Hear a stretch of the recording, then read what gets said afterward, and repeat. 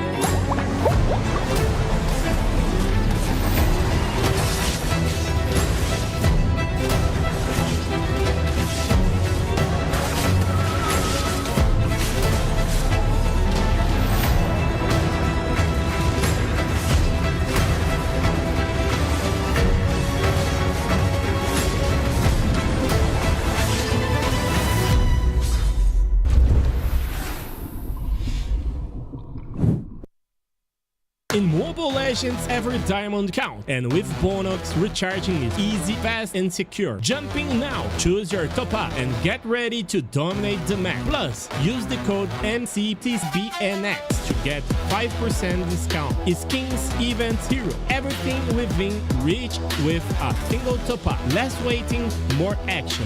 Recharge with Bonox and play it at next.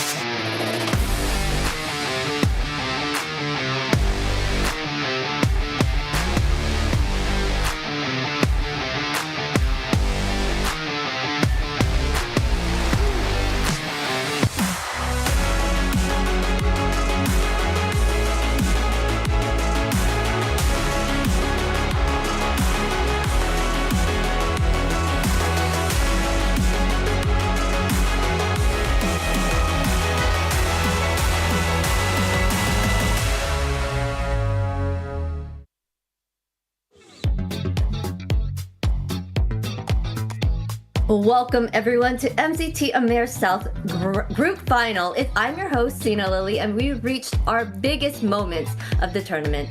After days of intense competition, the remaining teams are ready to fight for that top spot to prove they are the strongest in the South. The pressure is high, the competition is fierce, and every team knows what's at stake. Get ready for explosive team fights, massive moments, and top-tier Mobile Legends gameplay, because the road to the championship continues here. On the casting desk, we've got the ultimate hype duo, Private Dancer and Rico. How are you guys feeling today? I'm feeling great. It has been a long and winding road that started more than 6 weeks ago, and it will end for some here. 2 teams, 10 players here, but only one will move forward. One will earn that ticket to MSC. One will carry the banner of the South into battle against the North in the Grand Finals. So many things that all the teams has been through. Finally, when it comes all to this day, this is the MCT AMER South Final. So hi Zena, hi Private. I'm so happy to see here. I'm so happy to be here. I'm so happy to be history being made of MLBB one more time. Let's go. All right, yes, today is the last day of the South group matches and tournaments, so we are excited for today and looking forward to what's in store for sure. But yeah. Yeah, just a lot of emotion coming out. These 2 teams have been fighting tooth and nail at the top of the playoffs here for their chance. Today, unlike any other day, our first, our last, our only best of 7 here in the South. These 2 Titans will clash and duke it out for what promises to be a long and fortuitous night.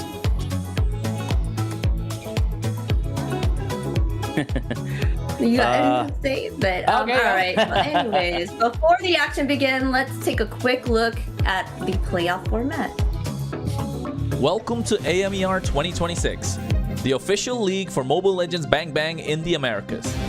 In this video, we'll walk you through the format of the competition. The league is divided into 2 regions, North America and South America. Each region features 8 teams, for a total of 16 teams competing in the ecosystem. The regions compete separately during the season before meeting in the Americas Finals. Each region begins with the Swiss stage. All 8 teams compete across multiple rounds.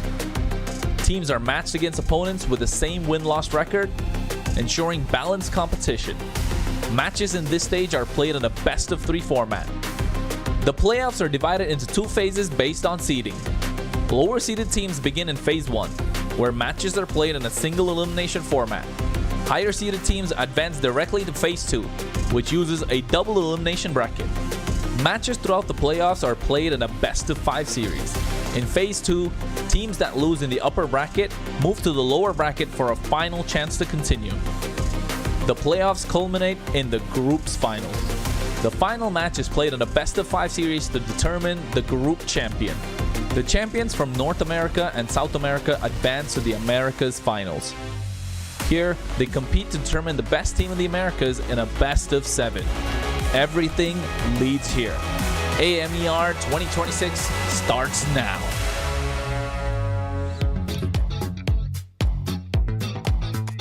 Yes, at this stage of the competition, there is no room for error. Teams must stay sharp, adapt quickly, and fight for every advantage as they continue their push towards the championship. Yeah, it is so amazing to see like this Swiss format, and not only that, but to see like the all Americas like getting together, like interacting with this form, with this tournament here. Like we I'm so excited to see what is going to happen, like what in the future of MLBB scenario. Everything's been so amazing so far. Yeah, especially for this caster who has kind of dipped his toes into the South to see all the Portuguese and Spanish teams here, to see what everybody has been made of. It has been an incredible journey learning about all of the teams, all of the players, and their strengths that will come to a pinnacle here today. Yes, and before we move on, let's take a look again at one of my favorite parts of the competition, the global bans. We'll have the global ban in MCT Americas to bring more dynamism and special strategies. Under global ban rules, each hero can only be selected once by each team. After every match, the 5 heroes used are banned for the remainder of the series. The pick ban applies only to the team that used the hero. The opponent may pick it next game. In best-of-7 matches, the global ban resets for both teams if it reaches the final game. Expect new strategies, fresh picks, and much more.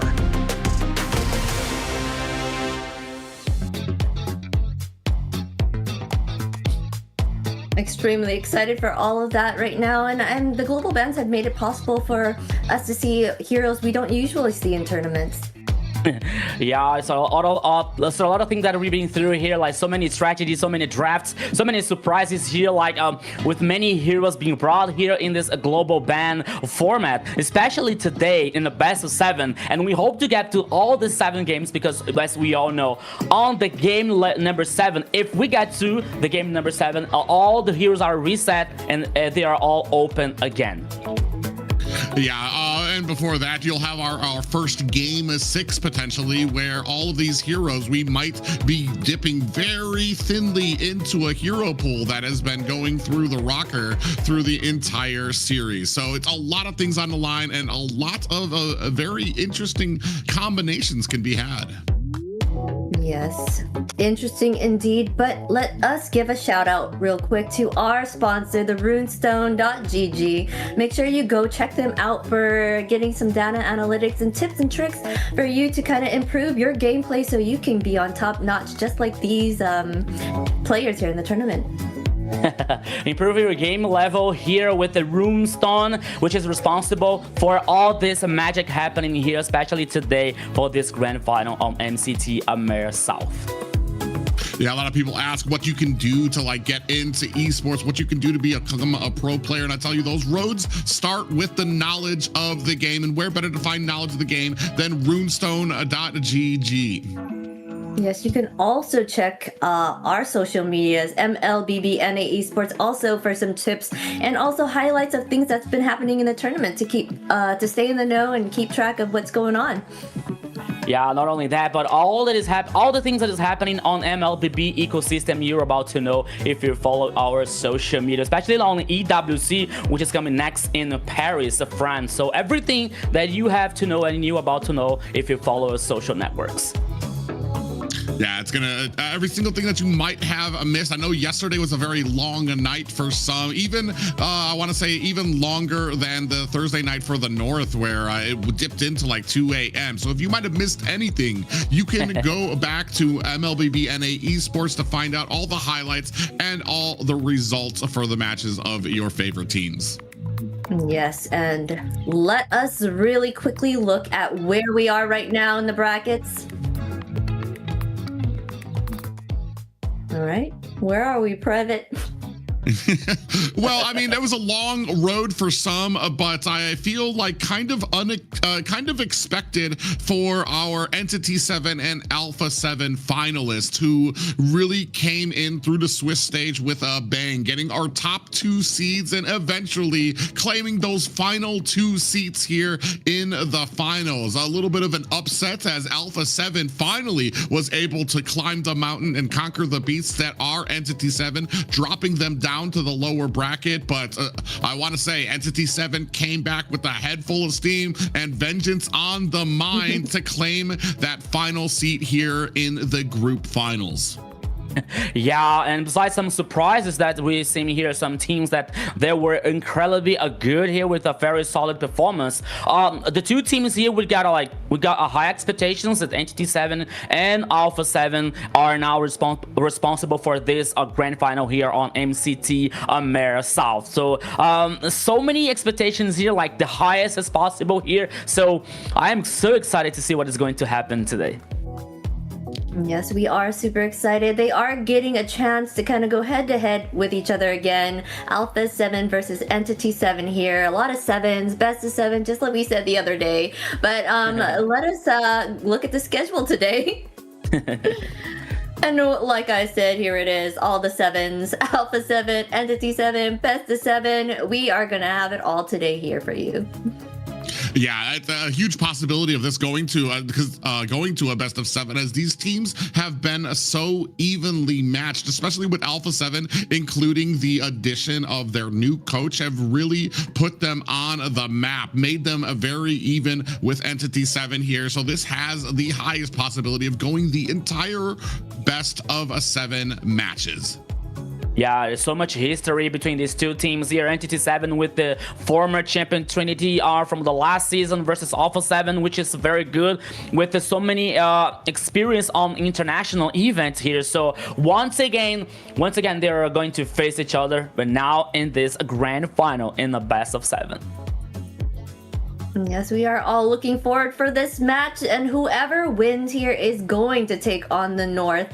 Super excited for all of that, and we'll see who will be taking them on here. They both have been doing an amazing job there on the field, and like Private was saying, Alpha 7 has recently just got their coach, and I feel like it's been doing wonders for them. Yeah, especially when it comes into the interviews with Alpha 7. One of the main things that they've always been saying before they even got the coach, in the prospect of finding one, is that the more heads, the better. And that is just a great attitude to have. And it's shown with their drafting. I want to say a complete surprise for Entity 7 and dropping them to the lower brackets. But if anybody can pick up those pieces, dust themselves off, and bounce right back, I have a feeling it can be Alpha 7 or Entity 7. Sorry. For sure. But let's go ahead and get into it. Let's see who's on the roster today for Alpha 7. We've got EXP Lean Hesu on that jungle, Flick, mid lane, Frost lane Eevee, gold lane, Upatizi, and Paquito for that roam. I got your back here, Private. There's so many 7s, I can understand that. But now, I believe that we're gonna have like a video coming out from Alpha 7. So let's see what are they going to say to us.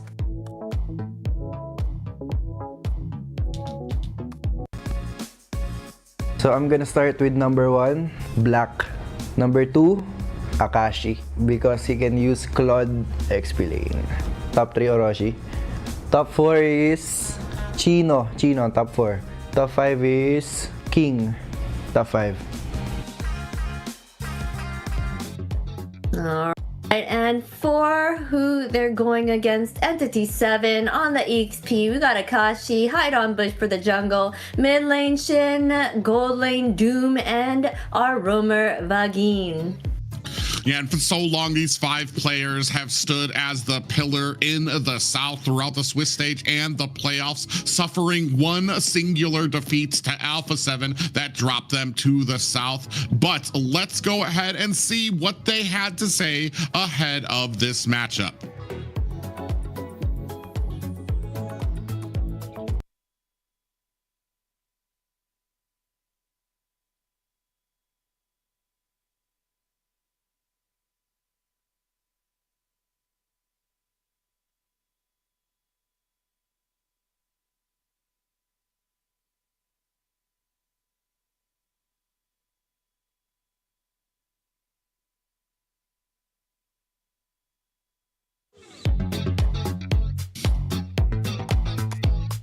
Super fun matchup we have for you today. These top 2 teams have been running through the whole tournament here in the South. Entity 7 and Alpha 7, they both were top tier here in this tournament.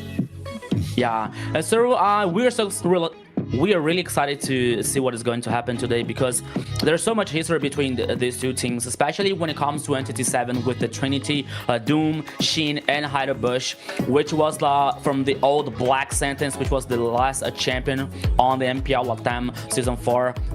Was not versus Alpha 7, because Alpha 7 was beaten by the old Influence Rage, which is now Titan Esports.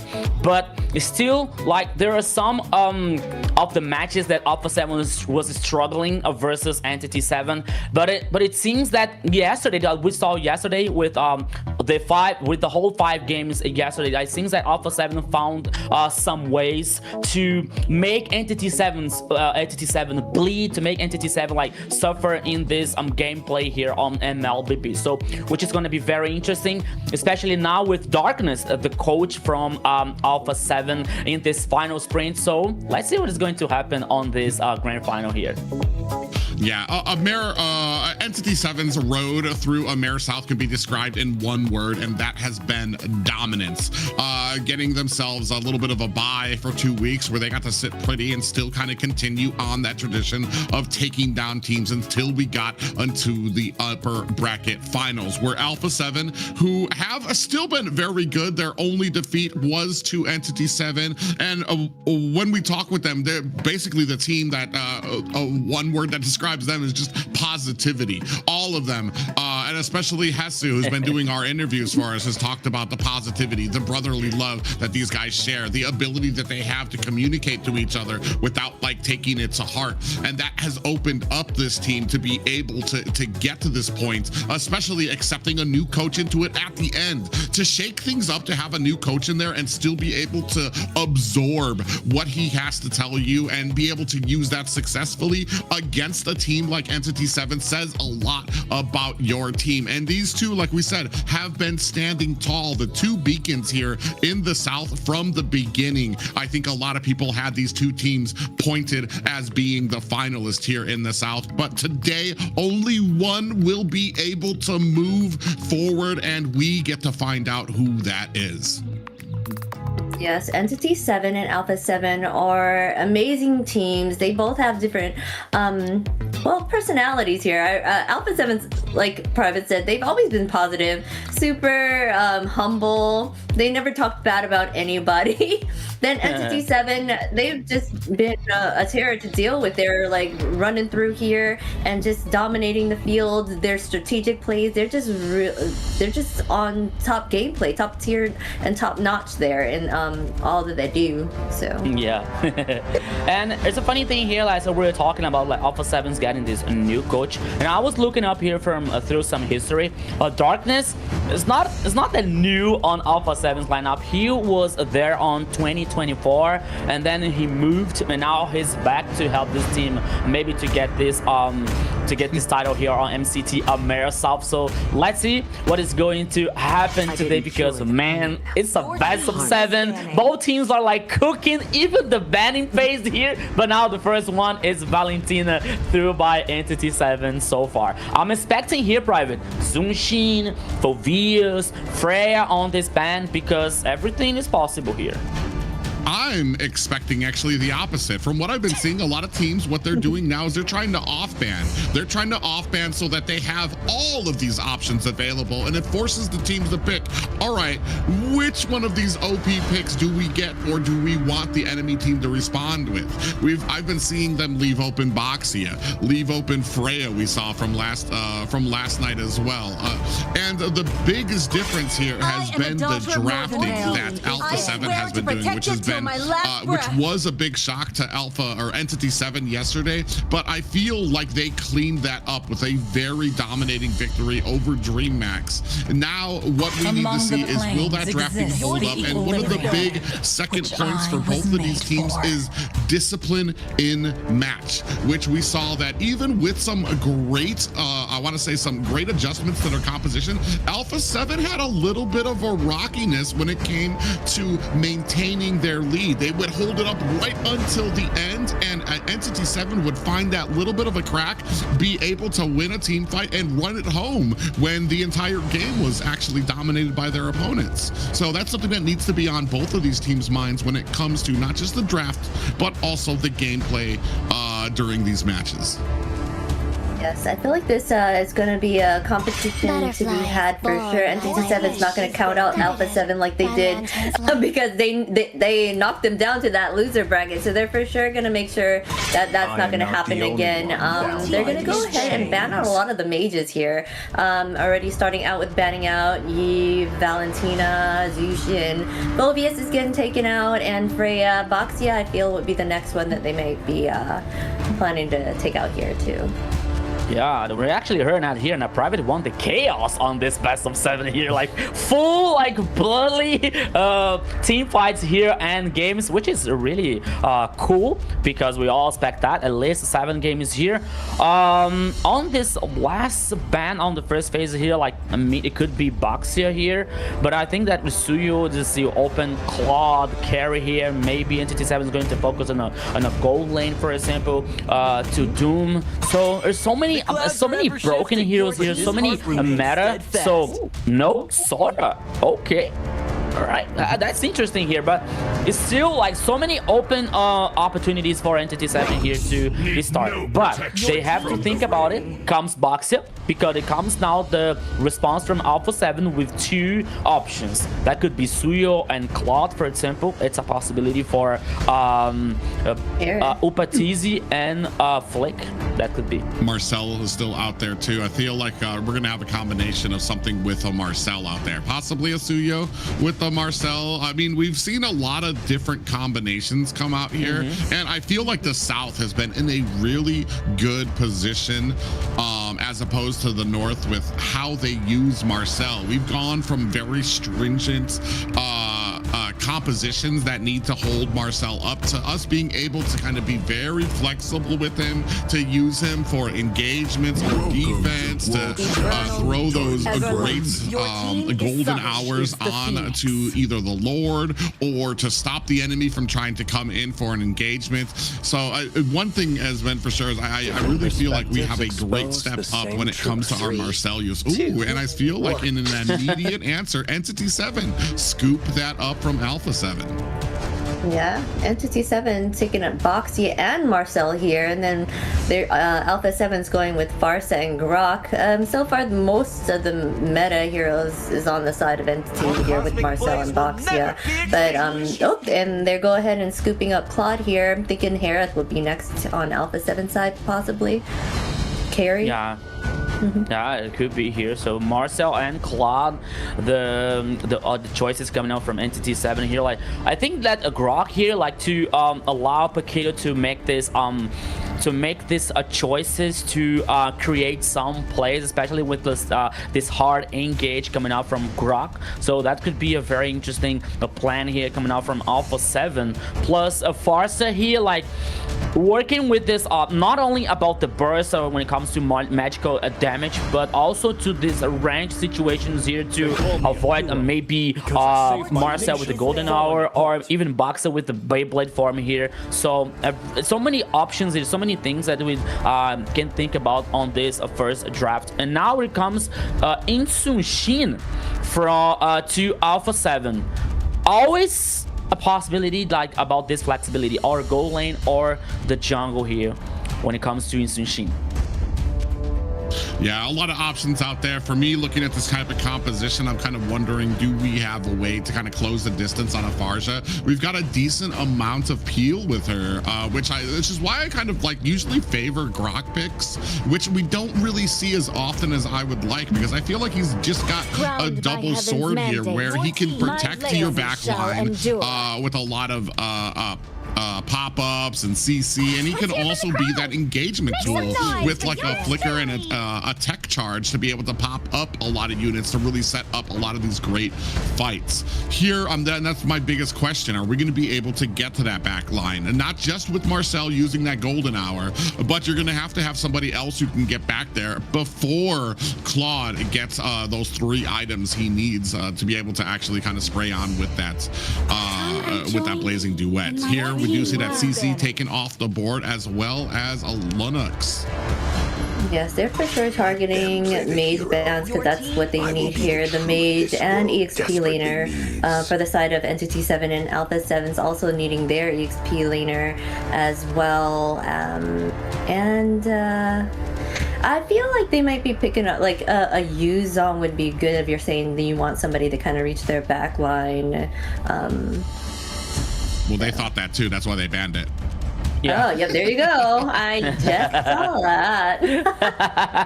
Well, there you go. They're like, you know what? We can't have this. Never mind. Yeah, which is very interesting here because we are seeing like both teams with the right focus here, like Alpha 7 banning mid lanes here, while MCT 7 banning at speed lane, like with the CC and Houston. And always and also for Vias here, like they're trying to neutralize Hess's options here when it comes to this first game.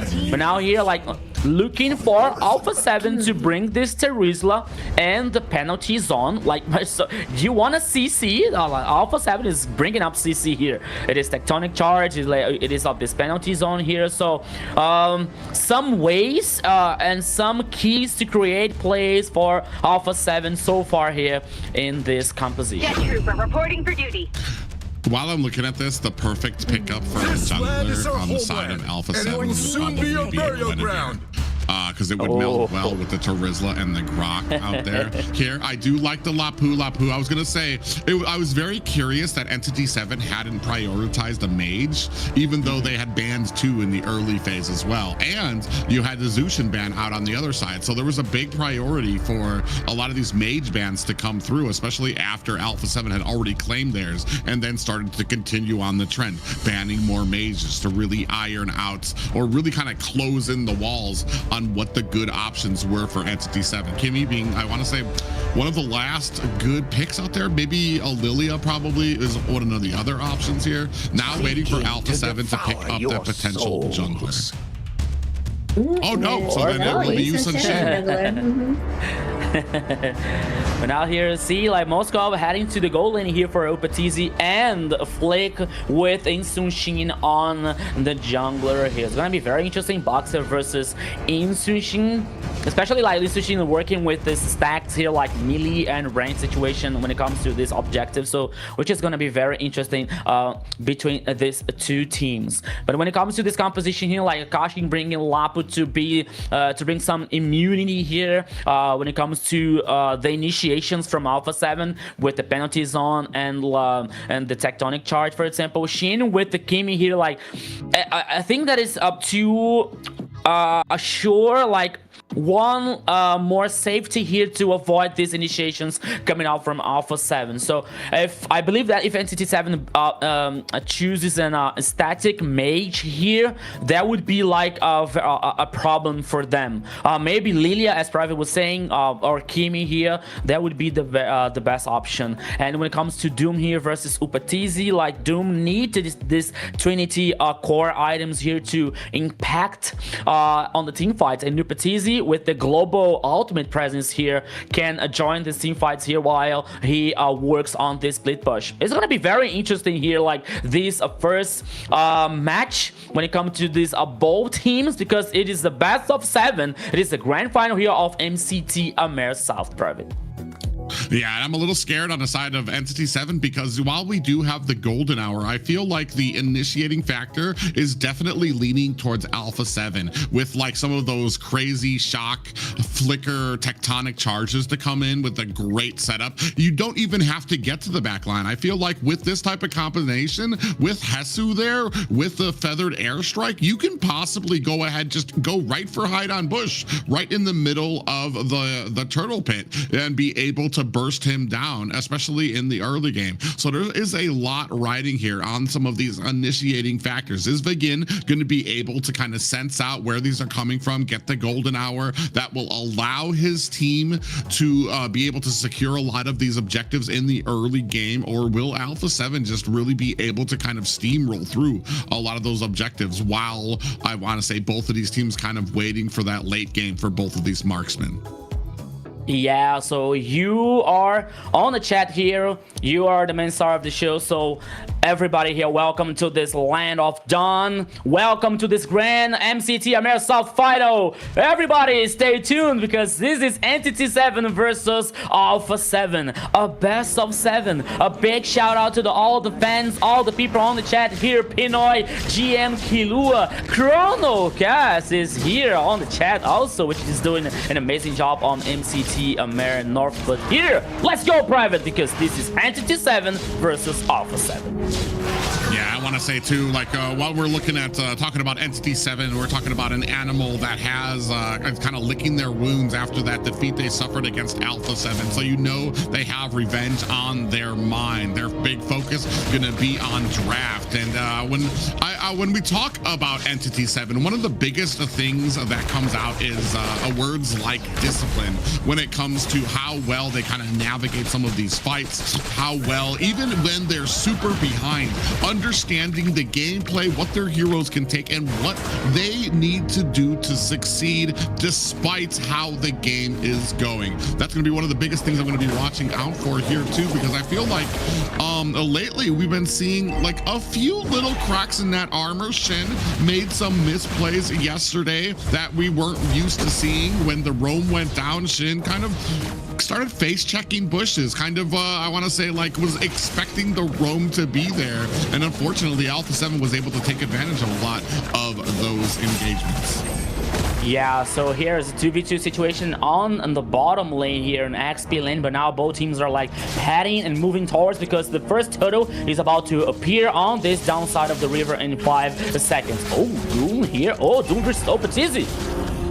Yeah, they're going at it here right now, trying to see a little bit of an ego there as both of them go into it. Upatizi is going to have to use that flicker to get out of there. Finally, that little game of chicken between him and Doom, he does back up there. Now starting up on the turn, you can see flick up on the side.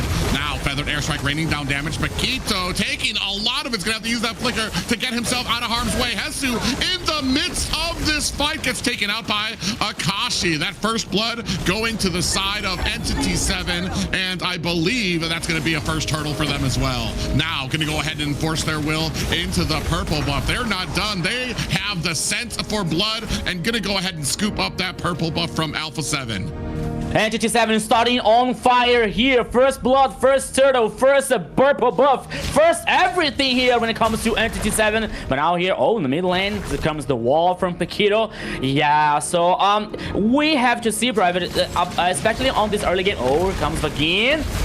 Oh, big pop-up again. Went in, got immediately hit up by the Grok. Down comes the Feathered Airstrike as well. Paquito does not make it out. Akashi might be next on the list. Taking a lot of damage. Flick really trying to hone in, but will not be able to find the damage. In comes Doom with a blazing duet. I don't even think he has an item there, but was able to come in and find the damage. Maybe he doesn't have an item here, Private, but when it comes to these low HP players from Alpha 7, he was like, yummy. So let me shine here with the blazing duet, which is working very well. So let's see what is going to happen here, because Entity 7 is like playing so aggressive. Yeah, and not just that, but the usefulness of being able to come in so early on a Claude, even before that power spike comes in with 3 items. Speaking of which, here now Paquito in trouble here. Feathered Airstrike to try to secure his escape, raining down damage back in, taking a lot of it. We do have the golden hour to protect Hide on Bush, doing a great job as well. Now a fight down at the bottom. Hesu and Akashi going at it. Out comes the penalty zone onto Akashi to try to hold him there before Flick gets into position, and down goes Akashi. Yeah, so now Alpha 7 got his revenge here on the bottom lane in a kill on Akashi, but here comes Vagin, but it's a 1v2 situation. It is just to defend the tower here. So far so good. And now the other turtle on the top side of the river, both teams are moving faster to this important goal. Let's go. Yeah, Hide on Bush is here, but it's about 4 members of Alpha. Oh, big tech charge comes in. Flick comes and is able to find the retribution. Vagin goes in, but he's by himself. And this might be a little bit of a miscall. Oh, Hide on Bush comes in, helps secure that bit of an escape. Yeah, both teams here like playing very aggressive. Entity 7 like starting with this very interesting early game, but some mistakes, some hesitations here are like giving some chances to Alpha 7 to get the things tied up. As we're seeing like the goal lead here, like not a big deal. Only 500 600 here for Entity 7, but in the early game here, like it's not so much when it comes to these items from both teams, and especially with the carry ones. but it is still important to see what is going to happen in the next few minutes, because not only the other turtle, one turtle for each team, but to see what they're moving and what they're heading to do on this Land of Dawn. Let's go. Oh, hide on bush. Ooh, hide on bush behind the wall. Hesu comes in looking for the damage. Now 3 more members from NCT7 try to help out. Hide on bush going on the front, the spear of this damage. Hesu trying to find himself and escape. Goes underneath the tower. Hide on bush able to find the kill onto Paquito. Feathered airstrike raining down damage, and Hesu able to find the kill onto Vagin. 4-3 right now. Both of these teams scraping tooth and nail, answering to keep up this pressure. Yeah, now NCT7 like moving players on this team fight here. Open the chance to Flick to take down this tower on the bottom lane. Oh! Yeah, Flick in trouble, gets taken out by Akashi. Oh, Akashi with the tower here. He was like, oh my god, I think that he took like 3 or 4 hits on the tower here, which was like enough to get the kill. But now in the gold lane here, like NCT7 moving these players again, causing this pressure. But oh, in the purple buff, here we go.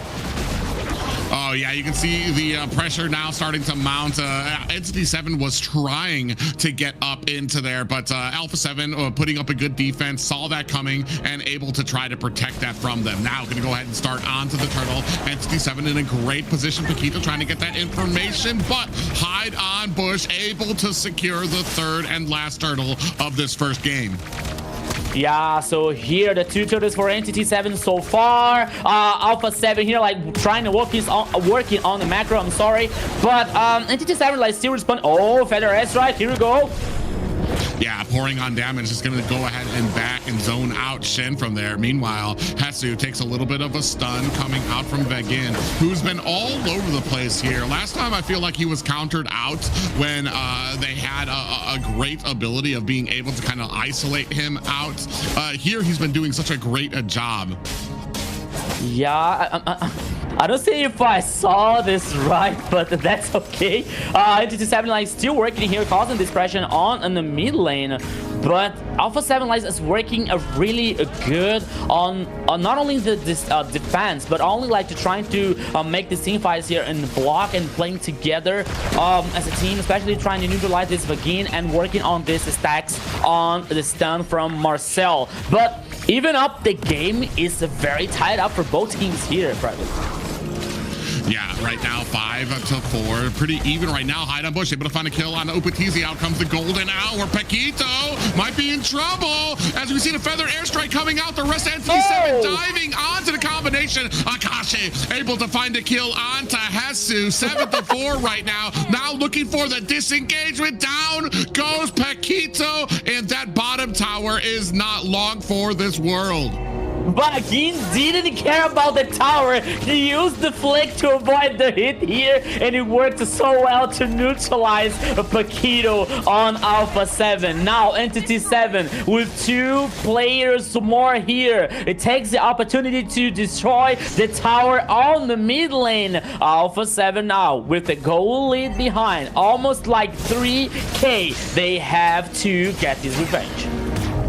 Now, yeah, you can see out goals of the Mountain Shocker from Flick, trying to get a little bit of information of where everybody else is on the map. Lord out on the field as NCT7 beelining for it. They do know that Flick is up at the top, so they're going to go ahead and try to do this very, very quickly. You can see the golden staff being picked up by Upatizi, but Alpha 7 just not in a good position. Ooh, SOD out. I don't think he dares go into 4 members of Entity. You dare, Upatizi, you dare to join this fight here on the Lord with this Spear of Destruction, but it's still like non-stop. NCT7 here, they secured the Lord, is still working aggressive here, dominating the jungle on the downside from Alpha 7. Not only giving farm, denying farming for Alpha 7, but also getting this info where the team is all the time to work, especially to defend this Lord. Oh, here it comes.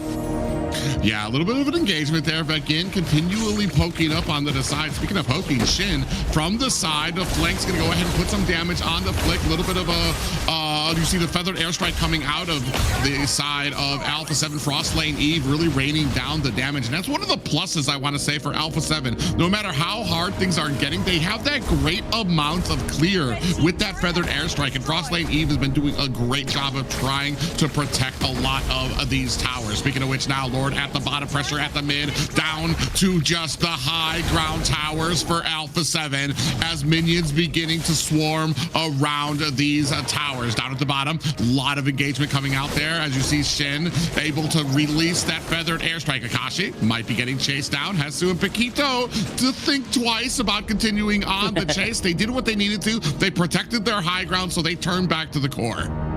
Yeah, so they haven't spotted the rest of the teams from MCT 7, so it might be very risky to chase down on Akashi on the bottom lane here. But Private, here the first game is so different when we saw yesterday from these two teams when it comes to Alpha 7 was dominating yesterday, but besides that they lost the first two games. But now MCT 7 with a different mentality, with different play style here, getting very aggressive. Only one tower on the bottom lane here for Alpha 7 so far after 11 minutes on the game. So we're seeing here the items, the Trinity core items are ready for Doom. As we're seeing Doom with the Blazing Duet before the first item causing so much damage. Oh, here we go. Oh, yeah. You see Bagin actually charged into that bush against two members. Out comes the feathered airstrike trying to take the damage down now. Trying to latch on to Frost Lane Eve. Goes well deep into the back line. Doom able to find a kill onto Hesu. Entity 7 had a death on their mind. You saw that tunnel vision as they chased down a Frost Lane Eve, but took Hesu as a consolation prize. Yeah, one player down here for Alpha 7. They have to defend the high ground towers while Entity 7 now playing with caution, playing slowly, playing cleverly here, probably waiting for the next Lord, working on this minion waves from the sides here, trying to synchronize and at the same time here to avoid this avoid this farm here, especially for Frost, Lanevi, and Upatizi with Moskov. But one more Lord here, Private, and apparently, not apparently, it is for sure that Alpha 7's not fight back. Oops. How dare you, Upatizi, once again. But it is more to try to steal the Lord to join this fight. Yeah, and now, I mean, you can see them, you're going to have the pressure mounting here. Minions started to come in. They're waiting for the Lord. I think that Entity 7 have just shown a more confident approach here to kind of continue on that pressure. And a lot of games, too, a lot of teams try to keep up that pressure with them, try to go hit for hit, toe for toe. And it's just, that is where Entity 7's discipline begins to show and begins to shine through. Even despite all of the action, all of the chaos going out there, they understand pushing the towers, getting those objectives, making sure that they're clearing out lanes, things like that. And it's just the pace, the way that they're able to continually sprint out a lot of this action is too much for a lot of teams. And I feel like they don't want to make the mistakes that they were making yesterday against Alpha 7. Down comes the feathered airstrike, raining down damage. Doom able to find the tower, and a golden hour lands down. Flick is down, taken out by Shin. Now, maybe pressure starting to mount for this core, or is Entity 7 going to go ahead and turn their attention to the rest of these high ground towers? Wall comes out. Tech charge catches 4 members. Is there going to be enough? Shin able to take down the tower as well. Upatizi and the rest of Alpha 7 have to run back to the base. Do they have the minions? 50%, 20% feathered airstrike trying to take them out as Doom finds a kill onto Paquito. Akashi is down. Now more pot shots coming onto the base. Just 2 left. Can Entity close it up for the first game of this series? Oh, it looks like Alpha 7 able to fight back. Doom goes down. They're able to find a kill onto Flick. Now minions at the core hide on Bush, and Shin do not want to give it up, but they are forced back by Alpha 7. My goodness, what is happening here on this first game in this grand final? Frost Lanevin being a hero for Alpha 7, especially with the feather airstrike to make this clean wave faster for Alpha 7. The whole base is exposed here, but even though Entity 7 with so much discipline, they don't take any risks. They don't go through too deep on this base, and now probably they're heading for the next Lord. Yeah, now there's 28 seconds left on the Lord. We're taking a look at the items. You see, especially on the side of Entity 7, who are sitting at about a 7K gold lead over Alpha 7, in a great position to be able to get this next Lord, to keep that positioning up. Even with the feathered airstrike raining down damage, I feel like Hesu and Paquito just are not able to find those ways in to get to the back line, to get to Doom, to possibly get to Shin here. Wall is up for Paquito now, trying to get that information back to his team. You can see on the backside, Upatizi doing his best on the side lane to push, but now with no high ground towers left, Alpha 7 has a time limit on these engagements. Now they're going to go in. Hide on Bush does find himself this next Lord. Yeah, so Alpha 7 here like tried to do something, but it's only to watch Entity 7 guarantee one more Lord, and now they're heading to the base to try to defend the base at all costs, while the Lord here is heading on the mid lane. No high ground towers for Alpha 7. It all depends to Frost Lanevin with this clean minion waves cleaning here to still defend and still be in this game. Let's go, Private. Yeah, now mounting the Lord coming into the core. Golden Hour is out, trying to push away Alpha 7 from the security of their base. Oh, big penalty zone comes onto the back line, followed up by the feathered airstrike. Down comes the damage onto the core. Entity 7 looking to close out the first game, going to Entity 7. A very struggling phase here for Alpha 7, but the victory went to Entity 7 on this first game here, Zeno. Yes, for sure. Entity 7 started off strong and they dominated the map, and they just kept that on, not allowing Alpha 7 any breathing room or to make any strategic plays at all. All they had to do was defend. They had no way to come back from that one, and Entity 7 it's not taking Alpha 7 lightly this time, for sure. It almost feels like it was a flip from what we saw yesterday, where we saw Entity 7 was kind of on the back foot the entire time. The only problem here is that, like I said, comes down to discipline. Entity 7 was always out there looking for those little cracks in the armor. And here, unfortunately, Entity 7 did not provide Alpha with any of those opportunities. Yeah, especially when it comes to Entity 7, like with this discipline, when that we did not used to see yesterday versus Alpha 7. Of course, it is only the beginning. I don't want to be early here, but what we saw from Entity 7, like with this aggressive playstyle, but not only with this aggressive one, but to have this discipline. We saw yesterday like Shin with being lost with some wrong positions, for example, but today he was like very, very solid with this Kimi. 109 here, playing in the mid lane with a 77% of team participation. So when it comes to the Entity 7, at least on this first game, like giving no chance for Alpha 7 to react and to trying to reverse that situation. So it was like very solid for Entity 7. We hope that we hope that for Alpha 7 here, the mentality like will still be strong here for the next matches, because Entity 7, at least on this first game here, it was a really strong. As we see now here in the highlights, especially on this turtle, when Vagin was trying to find this angle, trying to find these opportunities for Entity 7, which gave Akashi the first kill, which gave the turtle for Entity 7. After that, like Entity 7 was like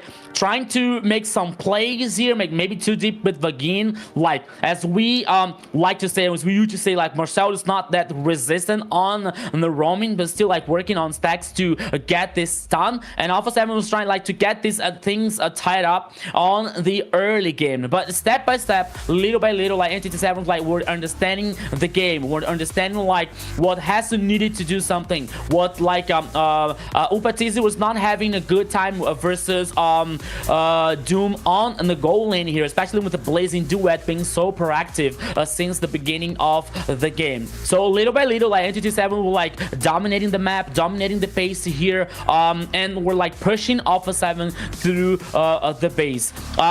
Beside like Frost Lanevi here, like trying to do something special with Varsa, especially when it comes to this burst of magical damage, or trying to working on this zoom out from Entity 7. Entity 7, I believe that they were not afraid about like what they are able to do, what they were able to do here, especially with Vagin trying to find this this angle, working on this stun every time. Iron Bush playing very well with this Baxia once again, not only to controlling these objectives, but also to be like to scare all the time Alpha 7 players when it comes to Frost Lanevi, for example, which only in the base that Frost Lanevi was like he was like comfortable to use the Feather Airstrike like to clean the minion waves. So beside that, Alpha 7 couldn't resist Entity 7's strength, at least on this first game. So the result was there,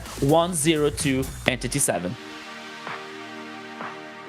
Yes, for sure. An amazing job there by Entity 7 here. They made sure to not make the same mistake twice. The way that they dominated this field for sure against Alpha 7.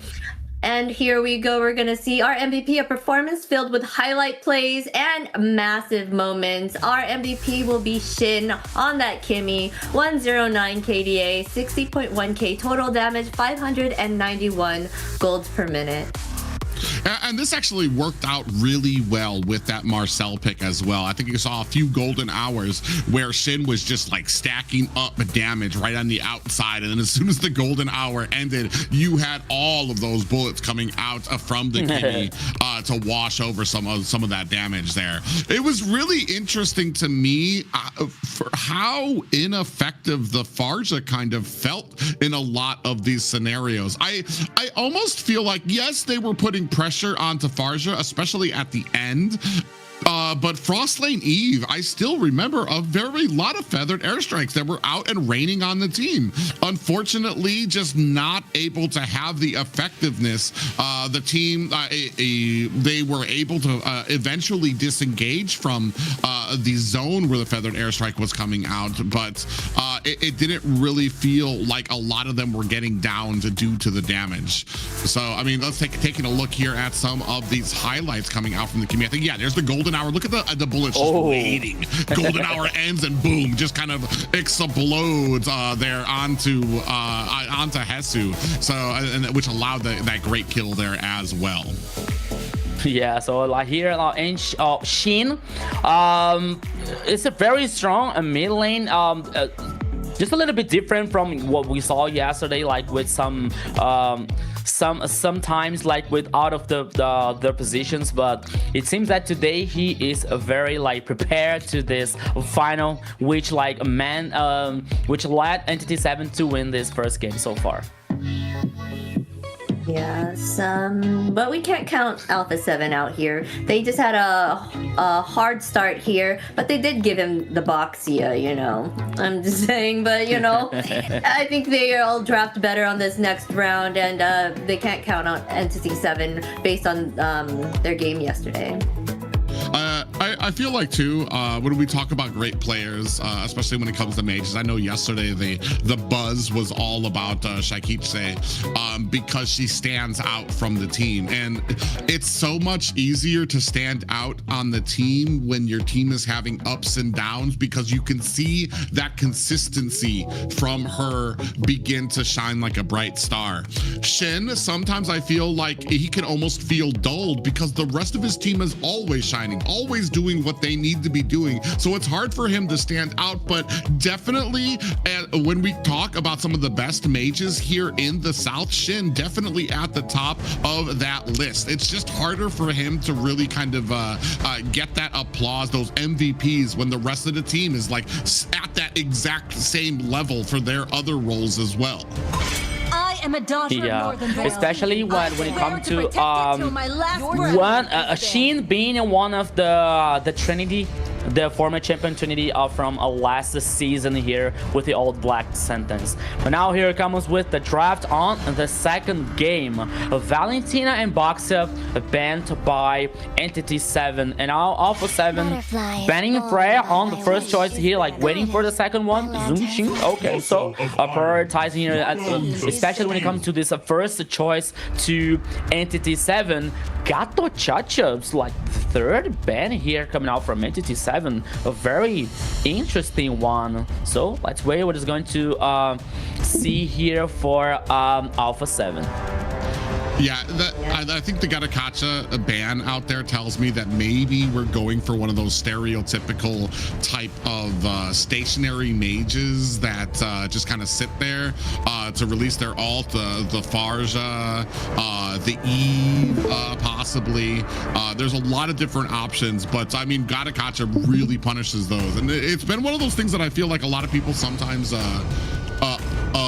a little bit, I want to say, overestimate Gatakacha. You have the AOG, and a lot of people think, oh, I can initiate with this. I want to say, man, he has probably the worst timing. It takes so long for that ult to come down that most people, like I said, they make a cup of coffee, they drink it, they kind of mosey around, then they can dash away from that ult. That's just how long it takes. You want to use it on one of those, like I said, stationary mages that have to sit there to do their ult, or you want to use them as like a second initiating factor. Maybe a penalty zone comes in first and it's stuck players in there to where they have to expend some of that speed or those flickers, and then the AOG can come out when you got players who no longer have the spells they can use or the abilities that they can use for mobility.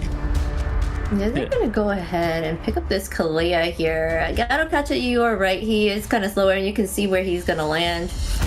So, but they banned out that Eve there. That's stationary, so I'm not even sure who he can catch. But he can try to probably catch them out when they're having that team fight, right? Then they're too busy paying attention to what's going on, so they can't really see that it's coming here. But for sure they're gonna go ahead and pick out Kalea, Fredrin, and ZTN on the side of Entity 7, and Harith and Phobius on the side of Alpha 7 here. Yeah, I think from the bottom of my heart, like Kalea's choice here, it was more to take out from Paquito to like being some idea from Entity 7, which we know that Paquito likes very much to play with Kalea, especially when it comes to this execution to Alpha 7. But now with Fredrin and ZTN here, like especially like trying to once again working on this range situation, but not only that, to spot the enemy, to see and look where this view is gonna be all the time, to not stack this demonic force here to bring and get this backline. So let's see with the rest of composition which is going to bring from Entity 7. But now here seeing Alpha 7 guaranteeing Leo Mord for the jungle. It's very interesting as the time that we have like Phobius here on the side, so the strong side lanes here as Harith and Phobius are now waiting for this roaming. I believe we will see a Hilda here in Paquito's hands on Alpha 7's composition to cause more pressure on the river here by the side of Entity 7. I want to say, man, once you put these drafts all together, it can be so amazing how deep some of it goes. The Valentina, one of the first bans out there, so that when they pick up the Zeshian, you're not going to be able to have the IMU Fury of the Phoenix on Alpha 7 side. And the Zeshian pickup is here so that there's not a counter for the Kalea pickup when she does the Tsunami Slam. And that to me is just so amazing how deep these players, these coaches coaches go with the drafting to think about these counters. To me, I wouldn't even have gone one deep out there to be able to figure out some of these counters. And this is just showing, I want to say, the depth that Entity 7. I feel like Alpha 7 might have created a little bit of a monster here by how they defeated Entity 7 yesterday with that draft. I think that really put into Chris Angel how much I was like, now he actually had to sit up and do his seat. Like, okay, we're gonna figure out some type of drafts here that they're not gonna be able to counter, especially allowing with this combination, allowing the Phoveus out there. I'm very interested to see how we deal with him. I think Kalea could possibly be a good answer. The only thing I feel like we are missing is the burst that usually accompanies that Kalea pickup with the Tsunami Slam. You get him into the back lines, especially if it's something like a Phoveus. That is something you want to take care of very quickly before he's able to get those stacks, before he's able to start the demonic force. Then he's just jumping all over your team.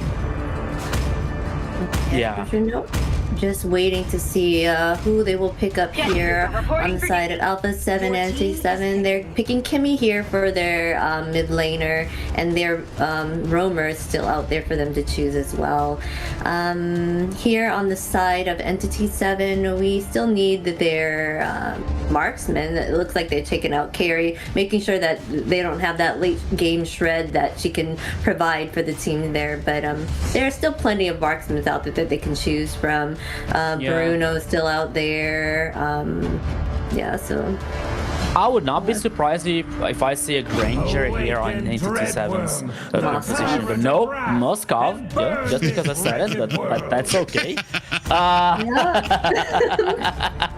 Let's hear now the XP lane here, because I was thinking about like this Phoveus threatness all the time here when it comes to this composition. You know, like always stacking this demonic force here and like neutralizing or splitting up some players on this team fight. But now EU Song on Akashi's hand, and I believe it is somehow to respond this situation coming out from the XP laner here. So let's see what is Alpha 7 is going to bring as a final choice. Sumi, it's almost sure, it is 100% sure it's gonna be the roaming here. I'm still waiting. Okay, Entity 7 banned Hylos and Glue here for roaming. So what is left here if Alpha 7 decides to prioritize some hero with some kind of control? You know, like no Gato Chacha, no Hylos. So who is gonna be here on this roaming? Ship? Okay. I like it. You've got a bit of control to dive deep into there. He's a lot tankier than he looks, especially because he can get in, get that stun, and be able to kind of shut down a lot of that objective pushing that you can try to do. He also provides, as we know, a lot of map control to get around and potentially here have the entire team. So that's going to make this early game a little shaky for the side of Entity 7, traversing the map on your own, trying to get back and forth from mid to those side lanes when you have to worry about a chip lurking in any of the bushes with that portal, and suddenly you have the whole of Alpha 7 at your heels. Yeah, so you're totally right here, Previn, and especially like I believe that from Paquito here choosing this chip, especially to somehow avoid like Entity 7's aggressiveness all the time here, like especially when they guarantee a turtle or Lord, for example. So they continue chasing out, they continue like giving this pressure, dominating the map all the time. So with the portal presence here, might be like look some cautions coming out from Entity 7 to not to continue this aggressiveness all the time. But ladies and gentlemen, let's see what is going to happen here on the second game. Welcome to the Land of Dawn in this grand final of MCT AMER South. Let's go, Private. Yeah, game 2 here. Entity 7 is up 1. You know that Alpha 7 is looking to reply in kind to that. Frostlane Eve immediately trying to put on the pressure. Already has a Shen down to about 50% now. That's going to be a Lethal Wanderer possibly going over to the side of Alpha 7. Yeah, so here in the first minute, so both teams are concerning on reaching this level as fast as they can. But now we're seeing the emblem stats once again. Imperial Rage on ZTN's hands as killing spree on Leomord here. Imperial Rage for Harriet and the bargain here. Like, okay, so Harriet is like concerning to get these items as fast as he can also, Private. When I look at Alpha 7 right now, you take a look at their spells. 3 Purifies. When I see 3 Purifies now, and I'm looking at Kalea, I'm like, all right, what's plan B? Because it's going to be very hard for her to be able to lock on to anybody there who's going to have a bunch of those Purifies. We do have the Black Dragon. Oh, already, look at the damage going on to Paquito there. So I think we're also going to really have to lean on to this dragon, the Black Dragon coming out from Akashi for some of these engagements. Maybe we just kind of save that Tsunami Slam in the back line for Hesu when he tries to dive. I don't know. We're gonna have to see as this comes on. Hideon Bush gonna go ahead and put some pressure onto the mid. Turtle is up. Yeah, so now it is the time for the truth here. And the first turtle, like, immediately started by Entity 7, but here comes the boom. Yeah, Paquito's gonna go in there, gonna go ahead and get a stun onto Vagian. Out comes the Phantom Steed. Is that gonna be enough? Down. Look at the Flick in trouble here. Gets actually able to get the turtle, but gets taken out by Akashi. Now Hesu trying to chase down them, and look at the kills going on for both sides. 3 down for the side of Entity 7. Hesu so low, taken out by Akashi. That's gonna be 3 for 3 right now, but the turtle eventually goes to Alpha 7. Hesu was the hero here now, not only guaranteeing the first turtle for Alpha 7 in here, now I believe that was not him, but guaranteeing this double kill to save this situation, because at the beginning, like, things appear to be not so well for Alpha 7, but here come again. Yeah, Hideon Bush in a little bit of trouble here, but the rest of the reinforcements come on the side of Entity 7. Shin able to find a kill onto Flick. That's going to be the jungler down for the side of Alpha 7, and that was a great engagement coming out from Alpha 7, but I feel like Entity 7 closed ranks so quickly, and that just speaks about the synergy that this team has when you have some of these invades coming into their jungle, that they're able to respond so quickly and be able to turn these engagements around. Yeah, and especially when we talk about, like, Entity 7 knows how to punish these hesitations, you know, or hesitations or mistakes sometimes, because okay, you got the turtle, you got like double kill on Hasu's hand. Paquito, let's go. Yeah, he's gonna go ahead and latch on it again. Hideon Bush gonna use that dash to get himself out of harm's way. Here comes Hasu from the backside with that demonic force. Out comes the Phantom Steed. Black Dragon is out, finds a petrify onto 2 members on the backside. In comes the SOD. Doom finding himself a kill while Hesu replies in kind. Upatizi replies 2v2 right now, down for Entity 7 and Alpha 7. And both of these teams, if you didn't think they were evenly matched, those last 2 fights, how even they are, how the ability that they have to be able to reply so quickly. Yeah, so eyes on Doom here, especially because it is the second spear of destruction that he hit on this team fight. So it is a strong weapon here coming out from Entity 7 to join this team fight. But so far, I believe that things could be worse for Entity 7. But now, one more turtle is started by both teams here. Let's go. Ooh, Hesu onto the backside. Turtle down to about 10%. Is that going to be able to get scooped up? Out comes the Tsunami Slam. It allows Hideon Bush to get the retribution. Flick able to find the kill on the Vegan. Now Alpha 7 chasing down Entity 7. You got the turtle, but you lost 2 for it. Yeah, so they got a turtle here, but lost 2 players in the process, and maybe the tower #1 here on the mid lane. Oh, Doom! Oh, yeah, Doom coming in from the side, looking for blood. Flick running for the hills. Out comes the Black Dragon. Doom able to find himself another kill. 4, 1, and 0 for the marksman of Entity 7. I told you, Private. I told you. Eyes on Doom here, especially on this ultimate, because Doom is going to be a Doom here for Alpha 7. Here we go. Oh yeah, latching on the Paquito, not able to find the damage that they need, but Shin on the side, oh, look at already, down to about 25% for Paquito here. Entity 7, still I want to say pretty tied up a game here for both of these teams, and as far as the towers are concerned, I still remain untouched at the 6-minute mark.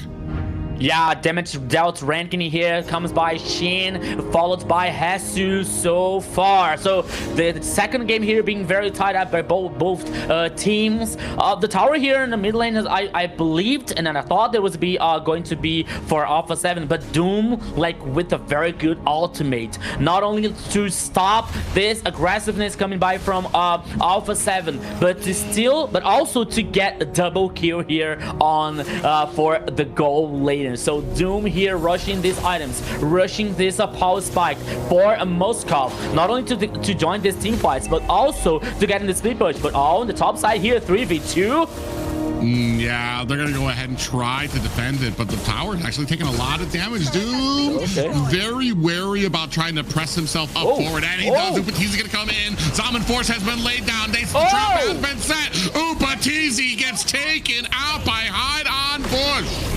Yeah, so one more bait here, and they don't stop Hesu. Oh, he was forced to use Flick here to survive. Okay, they lost the tower in the top here in the process, but still, like, Entity 7 trying to keep this aggressiveness all the time. One more total. One total for each team. Now this last one, which is gonna have and which is gonna guarantee this go so far, Private.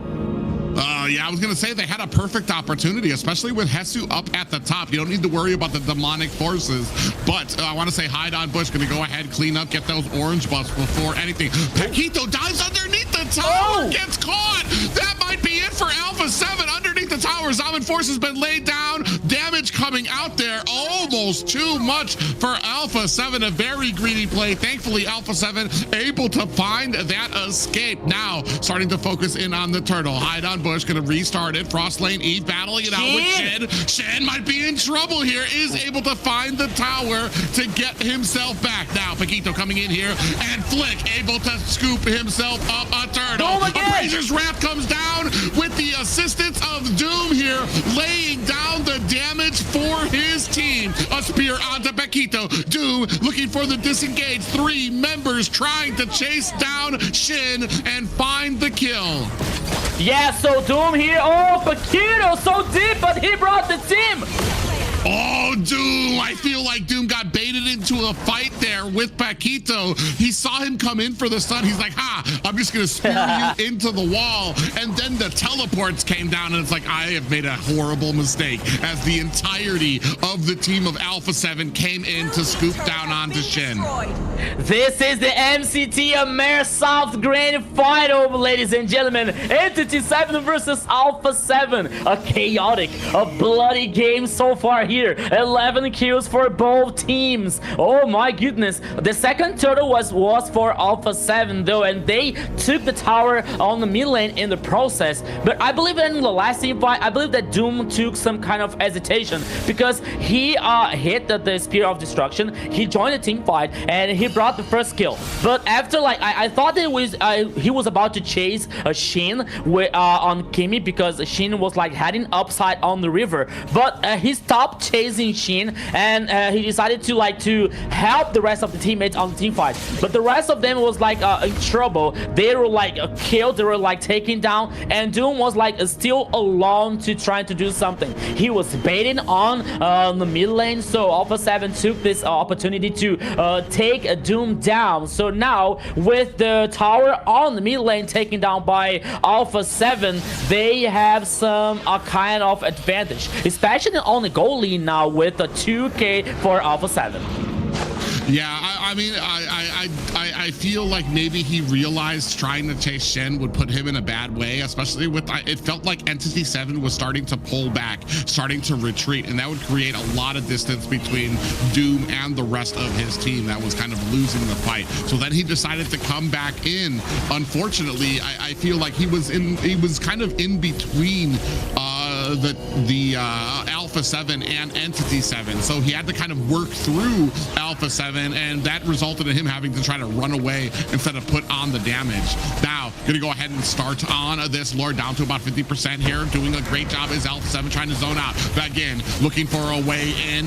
Now down to 10%. The demonic forces out. Black Dragon coming out with the fury of the Phoenix Flick. Still able to find the kill, but hide on Bush able to answer back immediately. 2 down for the side of Alpha 7. The Doom coming in to find the kill onto Paquito. Hesu able to clean up hide on Bush. 4 down. It's just Hesu alone. Are they going to chase him down? Shen sure thinks he wants to. Oh, he decided against it. It's like, oh, shoot. He turned around on me. Yeah, but Hesu's the only person here, and it is a Doom and Akashi now trying to spray down this Lord.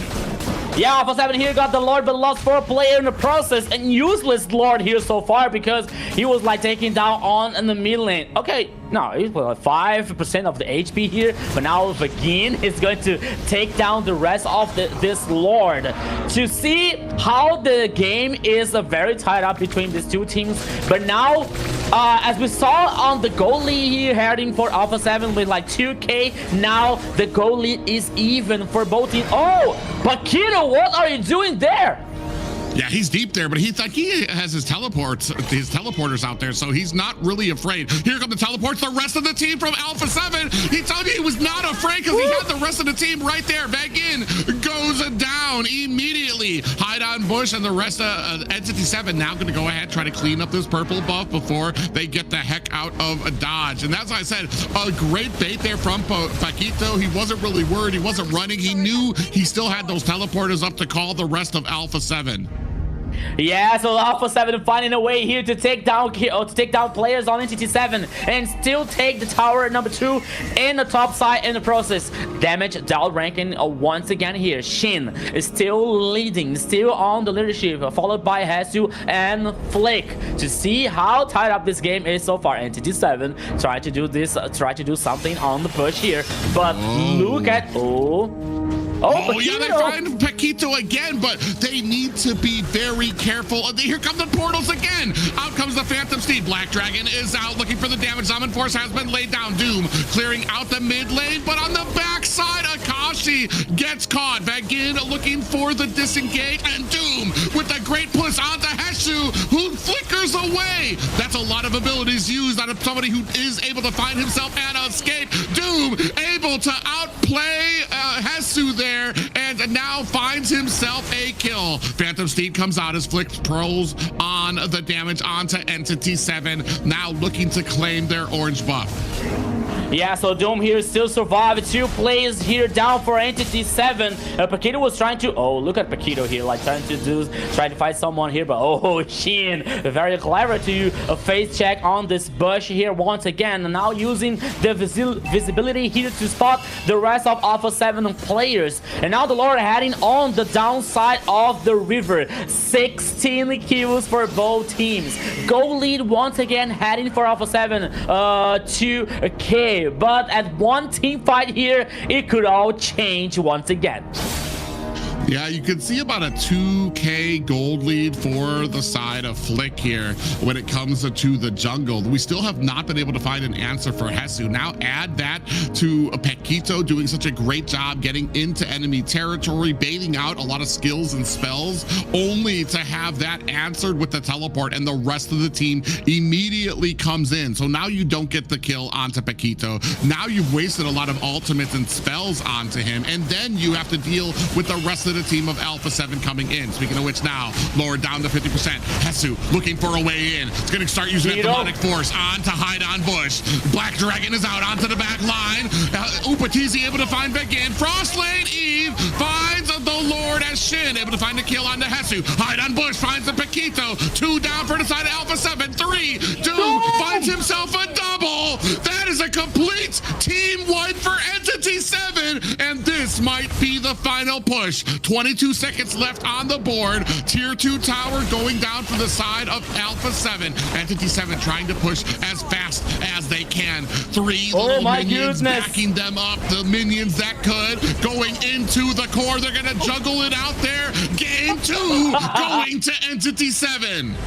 Entity 7 here with a chaotic, bloody game, but they guarantee 2-0 in this grand final on MCT AMER South here, Zena. What a match that was. That was what we're here for, right? To see this kind of battle going on here in the group final, right? But wow, they kept it pretty even there the whole time. It was a full match, a cool match to see, but they kind of got wiped there at the end and lost it. That was I mean, when you're talking about a Doom, and this is exactly what Rico was saying, man, watch out for Doom on there. When it came to especially that last fight there, having a great amount to come in there, find the kills that he needed to do as well. Not just that, and the thing too is that I feel like the Lord has been almost an afterthought for a lot of these teams. They go in, they get the Lord, and then they lose a fight, and that's something you have to be so careful about. I know there's the opportunity to get the Lord, but you have to understand, what am I giving up for it? Am I going in to get this Lord and then am I gonna die? Am I gonna cost my team something? Because I feel like this happened to both of these teams here. Something else that I've been noticing here too is I feel like these fights are getting more and more even. The last game that we had, Entity 7 and Alpha 7 kind of went toe to toe, and as per usual, the macro, the discipline from Entity 7 was starting to show through. More towers, more pushes, more gold. Here, it felt like Alpha 7 was able to hold their own in those toe-to-toes. Still, unfortunately, it takes one fight and Entity 7 was able to find that victory. But one thing we've seen from Alpha 7, their ability to adjust, their ability to kind of reconfigure themselves to find those holes, those little chinks in their armor, to be able to patch them up and come back even stronger in the next game. Yeah, so this is what we expect here in this grand final on MCT AMER South. So as we're seeing here in the highlights, a very interesting early game here, especially from both teams. But we felt like Doom here hitting this ultimates in the first team fights, especially when it comes to assure this totals for Entity 7. Beside, like, even though Hasu like doing like this double kill with both views like working and stacking his demonic force, it was like a very good situation for Alpha 7. But it's still like when Doom hitting the ultimate here, like, and guarantee this presence on the team fight, it was like not much more than a presence, but it was still for like this the damage guaranteed by Moskov. Not only the damage, but the stun and so many backlines here that he was able to find our angle here when it comes to Moskov and his mobility here. So on the early and the mid game here, like Alpha 7 playing so well, especially in take this advantage. Obviously now in the mid lane now Doom here once again with the ultimate. Plus here Shin doing an amazing job with Zetian, especially with the Fear of the Phoenix here to spot the players from Alpha 7 before like a team fight, for example, or just to try to neutralize once again, as we saw here. So Doom, okay, now he tried to chase Shin, but he decided to come back here, and the rest of the teams were like, okay, we're in trouble, so Doom, please stay alive, survive on the mid lane here. So by the time, like, if we continue, okay, they're continuing. Paquito was chasing down and baited Doom once again. But at this point of the game here, like the things are so even for both teams at all. Like here Alpha 7 guaranteeing the lore, but losing players in the process. But still, like, Alpha 7 was on the game, especially when it comes to Hasu playing very well on these Foveos. Not like trying to get this angle and the backline, but buying time here for Entity 7, like to chase down, wipe out the rest of the team teams and looking for towers on the map. And here I think that it was a disaster appeared for Alpha 7. Doom like free causing this damage, stacking all the time here, like pew pew pew pew. There's so many spears all the time here, so he was responsible for this wipeout. Followed by Shin with this Zetian here working on this range and the victory on Entity 7. Alright, and we have no doubt who our MVP here is. No matter the situation, this player always found a way to come out on top. It was Doom on that Moskov. 10-2-7 KDA, 56.7k total damage, and 836 gold per minute. A wonderful play there and a wonderful game for Doom there. Yeah, a great game for Doom. And I don't know if you noticed there. For me, I want to give a shout out to Vagin because when this first started and you saw those 3 purifies, my immediate thought was, what is plan B? Because Kalea's going to have a problem getting in line to those squishies. But when we watched some of those highlights, if you saw every single time that Flick tried to go in with the Phantom Steed, with the damage that he does on that Leomord, Flick was right there to grab him for a Tsunami Slam and drag him away from the fight. This almost always resulted in Vagin dying and getting taken out on the backside, but his job wasn't to get to the squishies, it was to stop Leomord from getting the retribution, trying to get him with the Tsunami Slam. Here, I mean, Doom, we saw throughout the entire game, always part of these fights. The maximum, I want to say, effort that you can get from a Moskov, taking full use of all of his abilities, especially that Spear of Destruction, making sure that every single fight he was a part of, he was in it. See right there, that was that little Tsunami Slam that came out to take Flick and pull him away from the Lord there. But yeah, Doom doing a great job. Even that one time, I think the fight you were talking about where Doom had himself a little bit of a problem, where he got separated from the team and decided, okay, I need to go back to the team. That's because before when he used the SOD in the fight before he came in, I think he went on to Paquito on the Chip, and Chip was able to distance himself with Doom in tow, and then he immediately dropped on the teleports, and it's like, oh damn, I've made a mistake here, guys. Let's talk about this. So the second time, I think there was maybe a little bit of PTSD when it came to chasing Cross Lane Eve the same way. He was like, I've done this before. I'm gonna go back to the team, make sure I have a little bit of security to find my way out. Yeah, it was like 13 assists on this second game here. So Shane played very well on this game also, especially when it comes to the Fear of the Phoenix, to spot where the players of Alpha 7 are, and from that moment to like start the actions and the strategies coming by from Entity 7 on this team fight, especially around the objectives when it comes to the Lords also. But now we are heading for the third game here. The situation here is, here's the thing: 2-0 for Entity 7. We saw yesterday like there was 2-0 to Entity 7, and Alpha 7 came with a reverse sweep, right? But one thing, at least in my opinion, it is different from yesterday, because even though Entity 7's victory, Alpha 7 played very well. On the first game here, they were not like playing well. On the second game, they played a lot here versus Entity 7. It was like some details that would matter to get the victory for Entity 7. I believe now it is time for Alpha 7 to react on this game. You guys were talking about Vagin. He did a wonderful job as a roam. He did get the 2 MVPs yesterday. His target was Flick, and he made sure that he was not able to get those lords, and he was just he had his goal, made sure that his team was able to do the damage, get in there, the major threat, and take that out. So wonderful play there by Entity 7 for sure. Their strategy and their coach and just all, they're well-rounded. They've always been, and that's what made them, you know, the best here in the South, one of the best. So seeing these two teams go at it, let's see if Alpha 7 can kind of figure it out and stop this reign that they got going here with the 2-game win streak right now.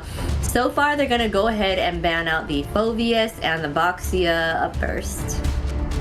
Yeah, it's kind of unfortunate that what happens a lot when I see grand finals or like the pinnacle of two very, very strong teams fighting is that one team will figure out that one ingredient that needs to happen to be able to take on the other team, and it kind of gives the impression that the other team is failing or that they're throwing or something like that. Here, they said Alpha 7 is a strong team, and I don't think I've seen any other team able to come toe-to-toe with Entity 7 the way that Alpha 7 has, with the back and forth, and still be able to keep up the macro, keep up some of those objectives that we've been seeing here. It's just that, like we said before, especially for a team like Entity 7, that even when you are having the best game throughout 90% of it, you're stomping them. What was the last score? I think it was like 12-4, and Entity 7 somehow able to find themselves a win through that game as well.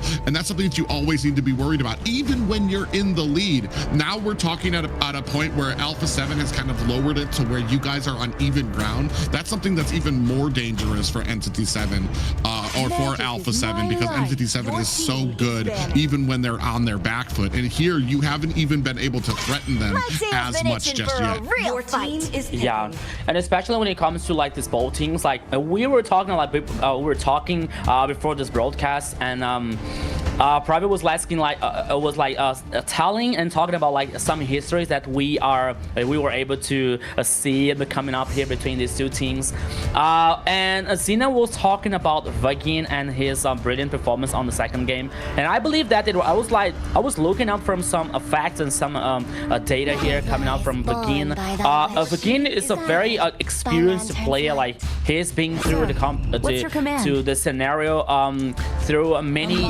years so far. Oh, okay. We'll talk about that later, because I wanted you to go on with the history. I didn't want to react because I love hearing about the history. No, that's okay. Because it has to, because on one side you have Zunshin from Alpha 7 and Fanny and I from Entity 7. Man, this is gonna be a lot of chaos here on this third game so far. Yeah. Go ahead. I like to let Zushin out. I think they kind of know how to deal with her. Didn't they do that as well against DreamHack? They let Zushin out. Yeah, so I feel like it's their strategic play because they know how to deal with it, you know? So, yeah, she couldn't be a terror on that field, but they seem to have found that ingredient to kind of take her out. I have a feeling. Go on, Private. Go on. I was gonna say yes against DreamHack, and no disrespect against DreamHack. They were an underdog team who performed exceptionally well to get to that level, to get to the third place here. Last time we saw Alpha 7 and Entity 7 face, I feel like there was a lot more respect paid to the Zushin. She didn't make it through a single draft because these people understand what they can go with. What's up, Rico? Ruby. Yeah, it'll catch up. Ruby is gonna be the last Benny here for Entity 7. Watch my words. Mark my words here. Ruby. We saw this on MCT AMER North Final. You know, where Fanny did not play a thing on the last game here. So, oh man, I think that is Ruby. Ruby's gonna be the last man here. Your team is banning. Because Eldora, they can use Eldora here. Besides, Zunshin is already on the mid lane here, for example. So ask my fists Your first. team is Well, Sure. Ruby Okay. was used Cho in the is, yeah. gold lane. okay. That's So and Cho makes more sense here too, because I feel like Ruby doesn't do. You can counter the Fanny, but you also kind of have to deal with that in your lane. That it really has not had a great showing as far, and not to say too, that was a very dominating game in Alpha 7 North, where the last game of the series they pulled out of Fanny, the enemy team pulled out of Fanny, and I feel like that was more of a desperation. Let me throw on my best like we saw yesterday from DreamMax, from King, who took out that Lance, and he did exceptional on that Lance. The team still lost, but that was still a great game that he played on his Lance there, and I feel like that was more the mindset of just like, let me pull out my best for them. Bruno on the side of Entity 7. I'm just still shocked that we give up Zushin, and we have to be very, very confident about this draft, I guess.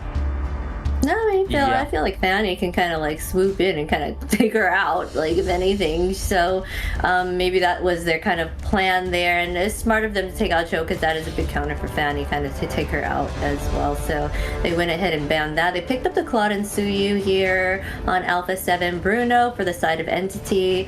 See what they're gonna do here. Yeah, so analyzing here, like Zushin's for Alpha 7, and then Entity 7 coming up with the Fanny here, like with this mobility, using the cables like to reach this backline to at least like trying to neutralize this Zushin or Claude, for example. But Guinevere and Badang here for Alpha 7. Okay, first of all, Guinevere on roaming and Badang on XP lane, or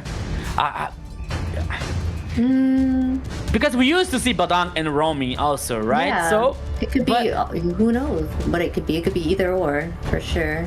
Yeah, because I don't see Guinevere on the XP lane here, to be honest. You know, like maybe there's a possibility, but I don't see Hassel playing with the Guinevere here. But when it comes to, especially to get this initiation from Alpha 7, you have Badang here on Hasu on the XP lane and Guinevere on Paquito. Okay, very nice. All right, let's go. Esmeralda from Akashi here on Entity 7's lineup. That is just a whole lot of CC on the side of Alpha 7 right now. I'm kind of a little afraid. I know Fanny's a pretty unpredictable and pretty slippery, but man, I think there's only Upatizi doesn't have like an entire kit build out of CC here, which might prove a little bit of a problem for Entity 7. It's definitely going to be a problem for people like Akashi or Vagin, who are going to have to be the front line here and take most of that CC from the side of Alpha 7. This is going to be a very interesting makeup here, and I'm very excited to see what Hide on Bush can do with this Fanny, especially against the composition that seems aimed to really take him down. Yeah, so let's see what is going to happen here on game number 3 in this MCT AMER South Grand Final. Entity 7 versus Alpha 7. It is 2-0 for Entity 7. Now it is time for Alpha 7 to start a reaction here. So here we go, Private.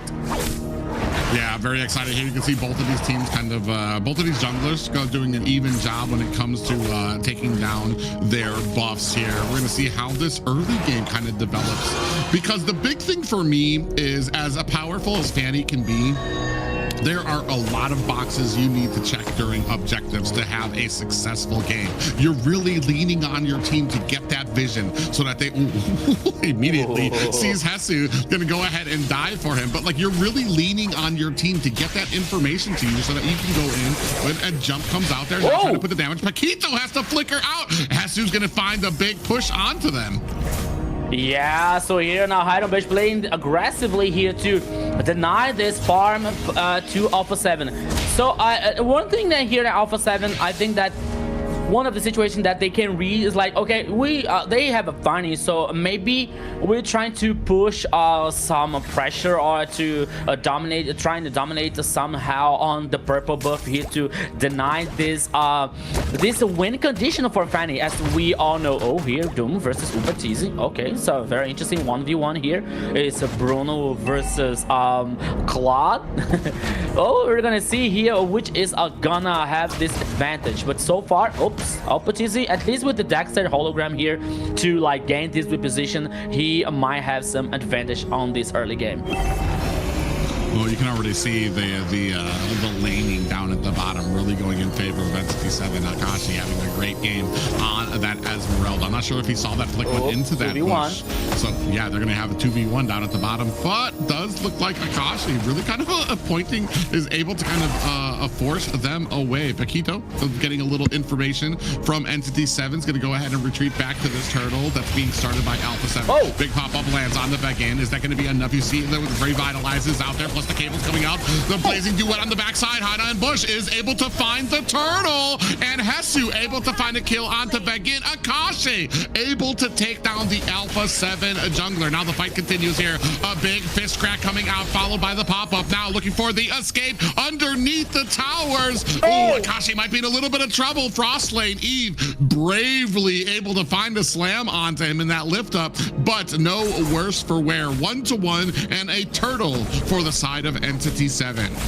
Yeah, not only the turtle here, Private, but also so much gold energy on Doom on the gold lane, because Upatizi went to join the team fight here using the blazing duet to help the rest of the teammates, while Doom was like, okay, so much gold energy here for me. It's like so much a resource. And now the Has Claws here on Bruno's hand to cause this pressure here, to have this alive steal situation to get more sustain on the gold lane. But once again here, from the last game that we saw, I talked about like to keep the eyes on Doom, and I believe that Akashi is going to have this protagonism here on this game number 3, because Esmeralda here, I believe that he's going to be very one of this resistance situation here. But not only that, but it's also to like handle things when these things get tough for Entity 7. And you look at Esmeralda here, like absorbing this shield, doing one of his front lines here to secure some situations for Entity 7. It might be very interesting for them. Yeah, you can see here a lot of pressure kind of mounting around mid. Evil Queller comes out, does catch back in, while Hide on Bush going to go ahead and work on this purple buff. 12 seconds till the next turtle here, right? You can see Akashi in a good position here. Hesu checking up on there, is not able to steal away that gold buff. Again, taking some stacks from Frostlane Eve. Ooh, trying to get on the Shin, who's keeping just a great amount of distance on the side. Big fist crack underneath the tower. Hesu might be in trouble. Akashi finds the kill with the help of Hide on a Bush. Yeah, so 2v1 here on the bottom lane, but now Hide on Bush heading on the back end so fastly here, heading on the turtle to secure and fight back this objective. Oh, here comes the jump. Yeah, Violet Requiem comes out, followed up by the AOG coming out from the side of Entity 7. Real world manipulation slammed down, and a little bit of a pickup there onto Akashi, but Hide on Bush very clearly able to pick up the turtle without hesitation and without reply from Alpha 7. Yeah, so here in the gold lane here, Doom forcing the blazing duet from Upatizi. It's gonna be, I believe it's gonna be tough for Alpha 7 here, Private, because as we saw in the last team fight, Paquito using the jump here to trying to this ultimate and trying to neutralize someone. But Paquito as a roaming here and a Guinevere, like the Requiem Violet with this control, it is very it's a very positive situation, but at the same time it's not that fast to neutralize a player. So by the time that Paquito was using the jump and the Requiem Violet, immediately came the real world manipulation from Shin, and the damage was like casting and punishing Paquito and the rest of the players from Alpha 7. So they have to pay attention about that situation. Oh, here comes. Oh, and they keep missing Shin. They really are super thirsty for Shin, who's doing a great job of keeping that distance. Not just that, but we've talked over and over the last few weeks, when it comes to having a Guinevere on your team, there needs to be more than just the Violet Requiem to be able to do damage. Yes, it's a great control option. Yes, it does great damage in the early game. Ooh, big fist crack comes out, but Doom able to find his way out. But there needs to be a secondary source of damage from one of your teammates, and right now we don't really have a big source there. Hide on Bush able to find the tower. Now Doom putting on the damage. Hesu in trouble. Big pickup. Doom might be down. Frostlane able to find a kill there to pick up on the back end. On the backside, a big falling Star Moon. Hide on Bush Bush looking underneath the tower, looking for the cutthroat. Is going to be able to find a kill onto Paquito. Hesu now down at the hands of a Shin. Now the rest of Entity 7 looking for the escape.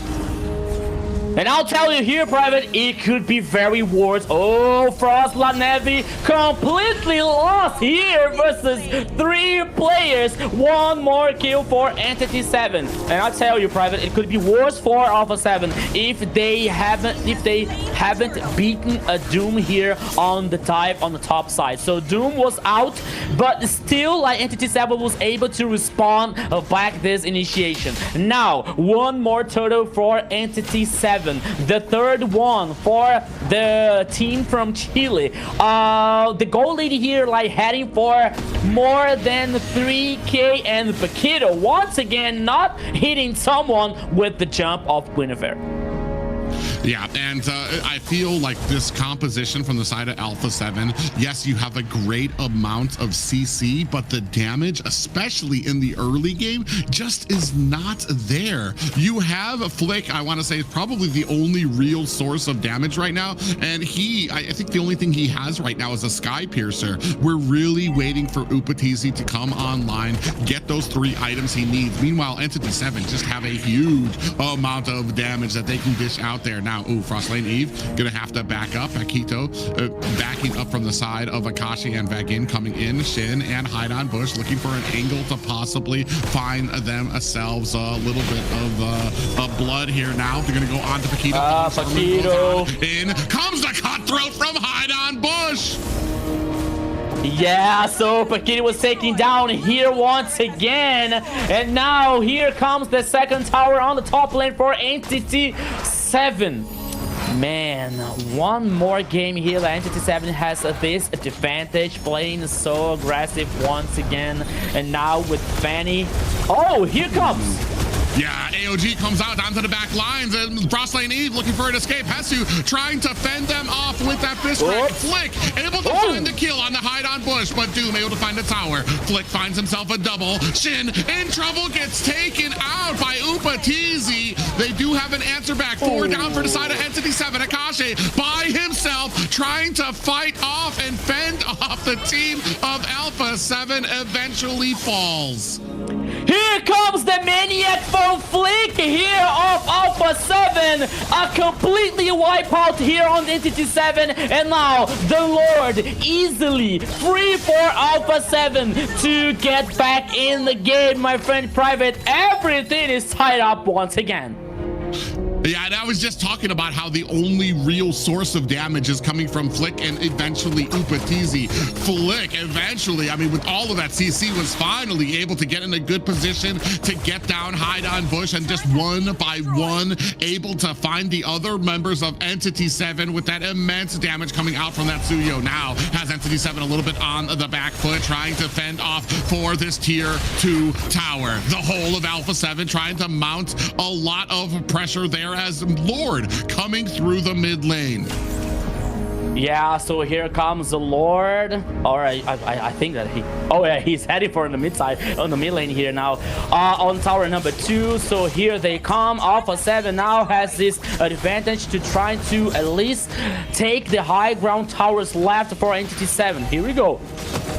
Oh, you see the split push being done right now by Hide on Bush. It has to be answered immediately. Flick gonna go in there trying to find the damage, and you see the cabling away is Hide on Bush. He might get caught there by Hesu, who is able to find the cables to get away. That good clear there for the side of Entity 7. Alpha 7 now pushing these towers. I think they're basically tied when it comes to the towers. You have all of the high grounds there, and just 1 more tier 2 on the side of Entity 7. Now coming in, Blazing Duet is out. Hide on Bush looking for a little bit of distance. Real world manipulation comes out. Akashi misses the falling star moon. Big AOG comes out there as well. Vagin gets caught, lifted up. The rest, Akashi and Shin on the backside, are forced to stare. In comes Flick with the kill onto Vagin. Purify comes out from Akashi, so he doesn't get lifted up, and Flick able to come in looking for the purple buff, but Hide on Bush was right there to be able to retry it down. Akito was a monster now, because by the time that Vagin did the avatar of the Guardian, he made the jump. So by the time that like Gato Chacha landed on the map, here comes right the jump here to neutralize Gato Chacha here, and it worked so well for Alpha 7. So one player down for Entity 7. Goal lead here. Okay, not so big for Alpha 7, but still, if you see in the map, it seems much more when it comes to this advantage. So Alpha 7 now has to control this pace, has to playing clever here to not to let any other chances for Entity 7 to get back in this game, especially with Hiram Bush like playing on Funny to like get more resources here, get more kills to secure another Lord. Yeah, right now, basically a tie, a game for both. Towers just narrowly on the side of Alpha 7, who have the momentum at their side. A great positioning on the Lord as the rest of Entity 7 looks to possibly engage the smart play coming out from Alpha 7 to get the objective. That's all they needed. They didn't need the kills. They do have the breathing room that comes with a Northern Lord push.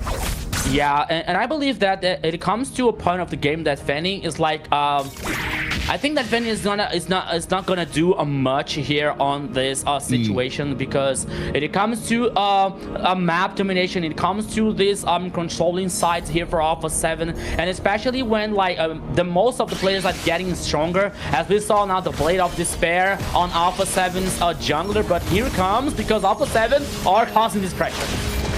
Yeah, you're going to see the charge coming in from the Lord. Going to drop the high ground tower down to about mid. Hideout Bush actually took a decent amount of damage. Had to go back to base very quickly. Now, mounting down at the bottom, you can see some minions now coming in through mid, trying to make use of these high ground towers. Entity 7 still able to defend against that push. Yeah, so Entity 7 here now, still with the high ground towers standing, but very injured, especially the mid and the top side ones. But even though Entity 7 is still in the game, besides this advantage on the goal lead here from Alpha 7, and we are heading for a point of the game like which this goal lead is not gonna matter anymore because of the players is gonna be on full build. But still, like Alpha 7 dominating these sides, dominating these minion waves here to controlling this vision, to controlling this information all the time here for Entity 7. It is very nice for like Vegeta to use the jump. Oh, it is very nice too. Oh, for us, but even when Vagin, yeah, Vagin might be in a little bit of trouble. You can use the AOG, does latch onto one person. Hideout Bush able to find the jungler in the back lane, but Upatizi able to take down Shen. Hesu looking for the damage as Akashi, taking down 3 members of Alpha 7. Falling Star Moon falls on the 3 members. Hideout Bush looking to come in. He gets hit with the fist crack put against the wall, while Vagin on the front end trying to fend off this push. Akashi comes in with the damage being pushed there. Frostlane Eve able to finally find the kill onto Vagin. Down goes Akashi. 3 down for the side of Entity 7. Alpha 7 with the momentum at their heels. Yeah, so after very hard team fight here, once again, Alpha 7 leading the advantage, taking down 3 players from Entity 7. When it all appeared here to be like to be very bad for Alpha 7, they reverse that situation once again. And Hesu, what a monster, using the ultimate here to neutralize this Entity 7's chasing down of the rest of the players. Frost and Evo would like neutralize very fast on the back line here, but still Alpha 7 having the peace and the calm and the resilience here to manage and taking the players out on Entity 7. Now the Lord once again secured by Alpha 7. They have to try to finish this game now. Man, what happens to Entity 7 at game 3? Every single time they have struggled, even at the dominance in the first 2 games. Hideout Bush on the side as Alpha 7 and Entity 7 clash. Real world manipulation is down. Vagin finds a kill on the Frostlane Eve. Now Doom finds one onto Hesu. 2 down for the side of Alpha 7, who are now looking to disengage. Paquito on the run, being chased by Akashi and the rest of the team. Doom putting the boots down onto Alpha Alpha 7 now. Entity 7 gonna have to answer this Lord. Evil Queller comes out from Flick. Paquito finds a recall back to base. 3 members here to defend this base as they focus down on the tier 2 tower. Meanwhile, Hide on Bush gonna take the minions up at the bottom lane. Ooh, going in. Paquito trying to find himself a pop-up, does not get it. Minions are down. Doom able to find a kill onto Paquito, taking down the minions as Shin lays down some damage for the rest of the team. Alpha 7. Alpha 7. You got the Lord. Okay, you were like you were going to the jungle, you were going to enemy jungle to get this information, to get this vision. Okay, but why heading from the purple buff here, like to have this aggressiveness here on this game?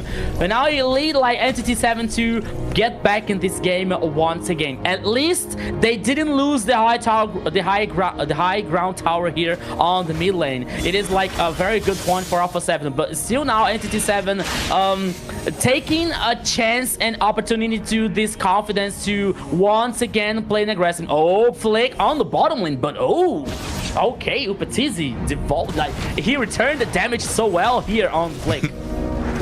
Yeah, and you see now minions. This whole game right now, I feel like this is going to be a game of macro. Can we get the pressure of these lanes pushing into the towers while also having a fight? Right now, Hide on Bush is like the sole split pusher for the side of Entity 7. His whole job is to try to clear out those lanes and then get back to the fight. The only problem is when it comes to these Lord engagements, Hide on Bush can choose one thing: get to the Lord or be able to clear out these side lanes. He has not been able to do both just yet because Alpha 7 has been doing such a great job of finding these pushes, of being able to take down these objectives so quickly. Yeah, but now here comes once again here Alpha 7 Flick. Oh, they have to take care here from Entity 7's initiation. Okay, I believe that Alpha 7, there was one more thing that Alpha 7 has to like keep an eye on, especially when there's Entity 7's condition on team fight, because when it comes to Esmeralda ultimate, for example, and the real world manipulation, to call this like this a little slow down here, like it takes the chance for Entity 7 to start a team fight, especially with the avatar of the Guardian on Vagin. So Vagin here had this ultimate like working in a positive way for Entity 7. It might like turning point for Entity 7 here versus Alpha 7. Now here one more Lord, both teams with the 5 players. It's gonna be more than a macro. It's gonna be a chess play here from these two teams, because it might be the last Lord here for both teams to finish this game. Yeah, especially I want to say they're looking out for Frostlane Eve on the side of Entity 7. They really want to be able to get that down. This all relies on them being able to protect Frostlane Eve and Flick, the jungler, for this fight, to make sure that they can continually have that suppressing power when it comes to a lot of these fights. Now Akashi again in the front side, Doom sitting there lying in wait. If Alpha 7 has a target, it should be Doom to be able to take him down. 50% now down on the Lord. Entity 7 trying to push their way forward as well. Paquito from the backside, down comes the real world manipulation. Avatar the Guardian misses onto 3 members, and now Akashi getting pushed by that fist crack. Vagin using that revitalize as Hide on Bush finds himself a Lord. The fight begins. Alpha 7 clashing into Entity 7. Shin gets taken out by Flick. Doom down as well. Upatizi able to find it. Flick finds a kill of his own. 2 more left on the side of Entity 7, running for the hills. Akashi trying to drag out this fight as long as possible. The Lord is still on the side of Entity 7, but the numbers are in favor of Alpha 7, who find themselves a complete team wipe, and they will not go down in a clean sweep due to Entity 7 and find themselves their first victory of the series. Now Alpha 7 coming from the ashes like a phoenix to win the game number 3. We have a best of 7. We have a final here, Zena. Now, yes, this is a final here. That mid-game wipe on Entity 7 had Alpha 7 able to kind of like get back on the map here, and they were able to give that pressure and kind of fight back. And then Upatizi getting his power spike, it was amazing to watch it all go down here. This is what I love about ML, the fact that, you know, it could be anybody's game and it could turn things around just like that. Yeah, a great game for Alpha 7 to withstand the early pressure coming on from Entity 7 here. So take a look there. Frostlane, Eve 2 and 10. Upa TZ with 5, 0, and 9. A great job by Alpha 7 to kind of elongate that early game. Give Upa TZ the chance he needed to. Sitting here, even with all the deaths happening on the side of Alpha 7, Upa TZ always remaining calm. 5, 0, and 9 for him to really be able to put on the damage on the side of Entity 7.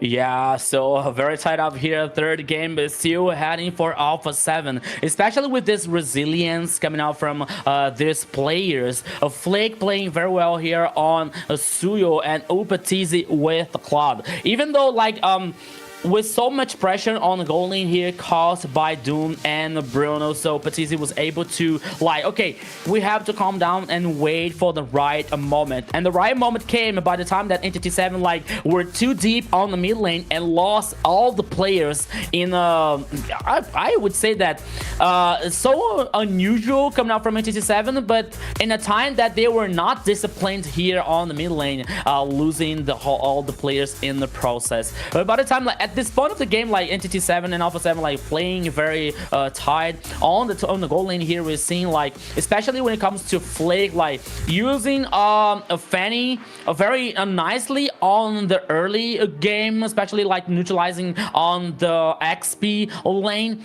But still, I don't believe it was that. I think that it was that moment that Entity 7 like were too deep and lost all the players in the process. I'm not sure, but Alpha 7 was like still waiting for the right moment. I believe it was that in that moment here. So Entity 7 like Alpha 7 was still with the tower number 1 in the mid lane, and Entity 7 was like making a dive on the tower number 2. I didn't get it, to be honest here, but still like Alpha 7 has nothing to do with that. They got a wipeout. They went through it. They trying to dominating this pace so far, and then they came that like cursed team fight on the purple buff after securing the Lord for Alpha 7. So they went to the purple buff. Entity 7 responded so well, like guarantee I believe it was like 4 players for Alpha 7, heading back the game for Entity 7 once again. After that, I believe it was like a chess move here coming out from both teams, especially on the Lord,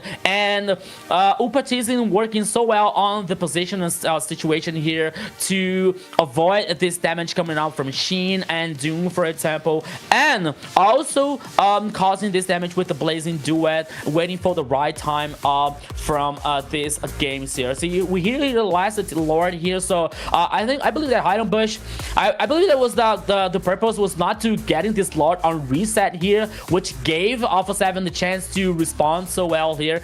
Besides Entity 7 getting this Lord, but Alpha 7 and Hasu once again with the ultimate here, like to stun and taunt 2 players on Entity 7. It was really good for Alpha 7 here, and getting not only the team fight here, but also the victory in this game number 3. Yes, and when the game was on the line, this player delivered in a spectacular fashion. Our MVP here, Upatizi, getting that power spike, 509 KDA, 82.7k total damage, 769 gold per minute. An amazing play at the end of the game. He had the comeback. I want to say too, when it comes to this team, I mean, we're probably not going to see a highlight from the first 50% of the game, because I feel like Upatizi put his head down, hunkered down, and understood, I need to farm. I need to get these 3 items. I just don't pay attention to what's going on with the rest of the team, understand where my power spike comes in, and then he can start taking part in a lot of these fights. And they did such a great job of kind of holding off that from the beginning, taking advantage of a lot of the mistakes that I want to say the few mistakes that Entity made, especially like you were talking about, diving underneath a tier 2 tower while tier 1 is still up. Man, that I'm gonna tell you, there's some confidence that you have to do that to a team, and I want to say Alpha 7 punished them for it, able to give Upatizi enough time to really start coming online, get all the items that he needed. Not just that, but in the chaos of the matches, I wonder if we're gonna see the one I'm thinking speaking of, where he goes into the Lord Pit, deep into the Lord Pit. Yeah, here he goes into the Lord Pit, then finds Doom and is able to chase down Doom onto the backside.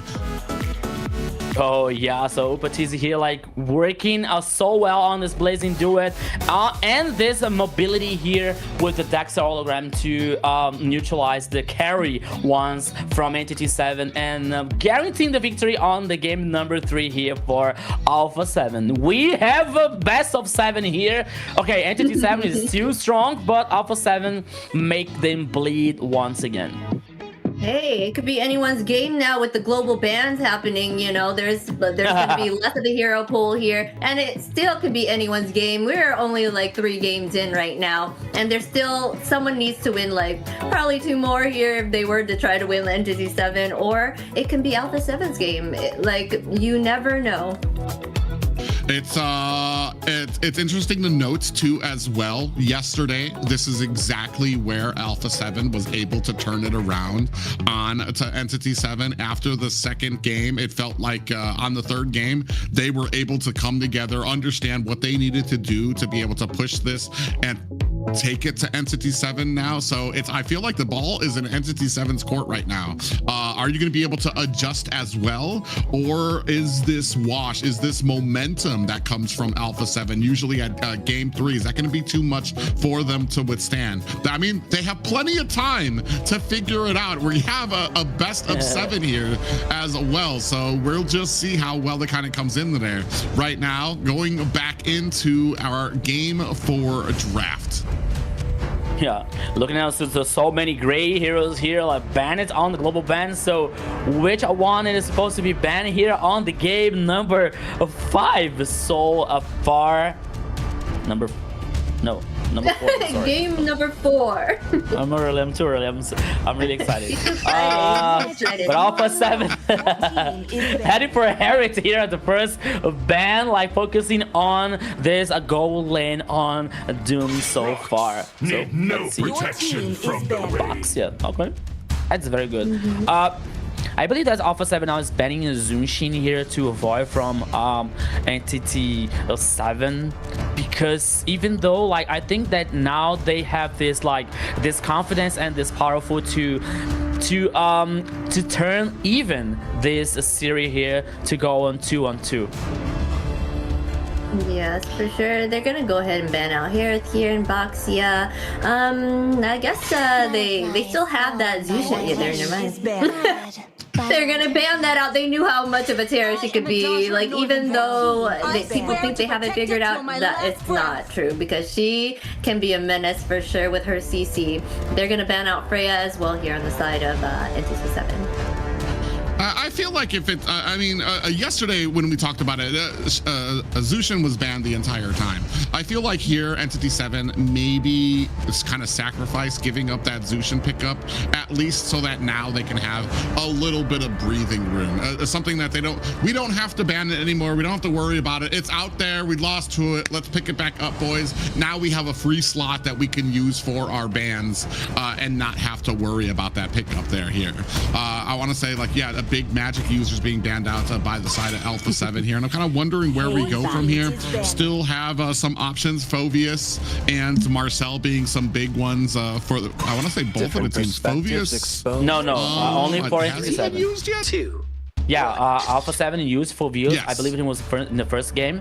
So it opens an opportunity here for Entity 7 to guarantee in this 1-2 choice for them. But now we're seeing Alpha 7 is has this first choice here.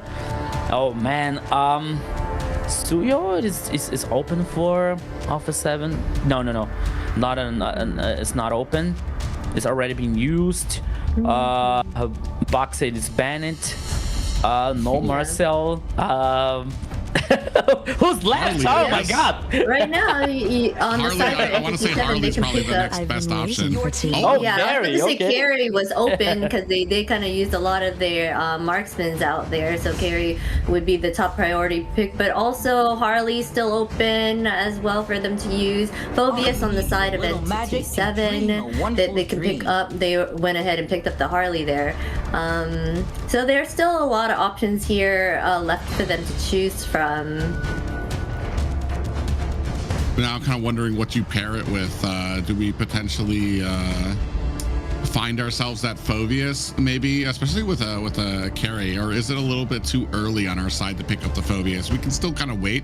We don't have to worry about Alpha 7 being able to pick it up, but we do have to worry about potentially a Uranus coming out from the side. Oh, there's the Phobius. You have the option of a Uranus coming out from the side of Alpha 7 too as well. I'm actually kind of curious as to how he does against the Phobius. I imagine he can get a pretty decent amount of stacks up there, but you really want the Uranus to kind of be that barrier in between your line and the Harley, coming out with some of that deadly magic and the stacks that can come out of it as well. Yeah, it might be a possibility here for Alpha 7, but now they're thinking on the response here on Flake and Frost will never here with more two heroes.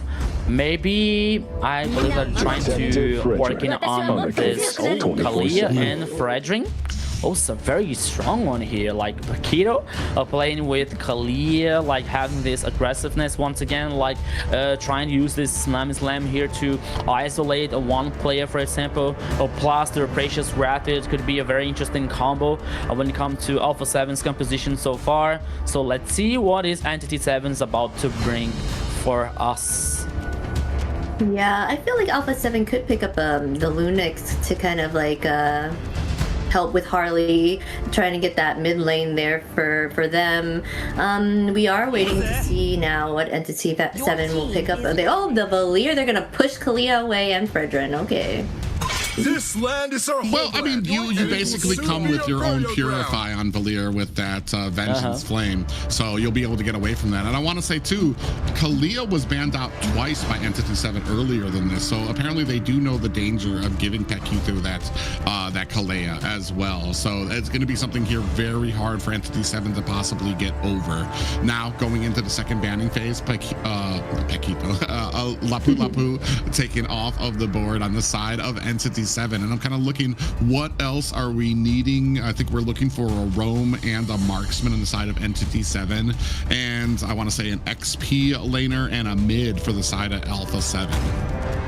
Yeah, so here like from the Entity 7 side, and no Claude, no Bruno here, no Moskov to work on this gold lane. So which one is gonna it's gonna be appear here now? Focusing on XP lane here, Yuzong and Lapu coming out from Entity 7. Glue, it is the Alpha 7 choice, and now is the last ban for them. Maybe to still continue on this XP laner focus. No Yuzong, yeah, no Yuzong anymore. So maybe trying to focus this Uranus, for example, or maybe looking for a roamer here to take down maybe a Hylos, for example. Yeah, so Hylos, I think that was a idea trying to avoid some kind of control, especially when Kalia trying to use the slam, trying to use to get this flank or back line. So it was a good ban here for Alpha 7. Yeah, for sure. Now they're just making sure that they're being more choosy with their picks here and being picky, making sure that they can have something. Triza can be chosen here as well, but I don't know how well he will be doing in this situation. You said they're gonna need that marksman now. What will they be able to choose on the side of Alice? No, not maybe.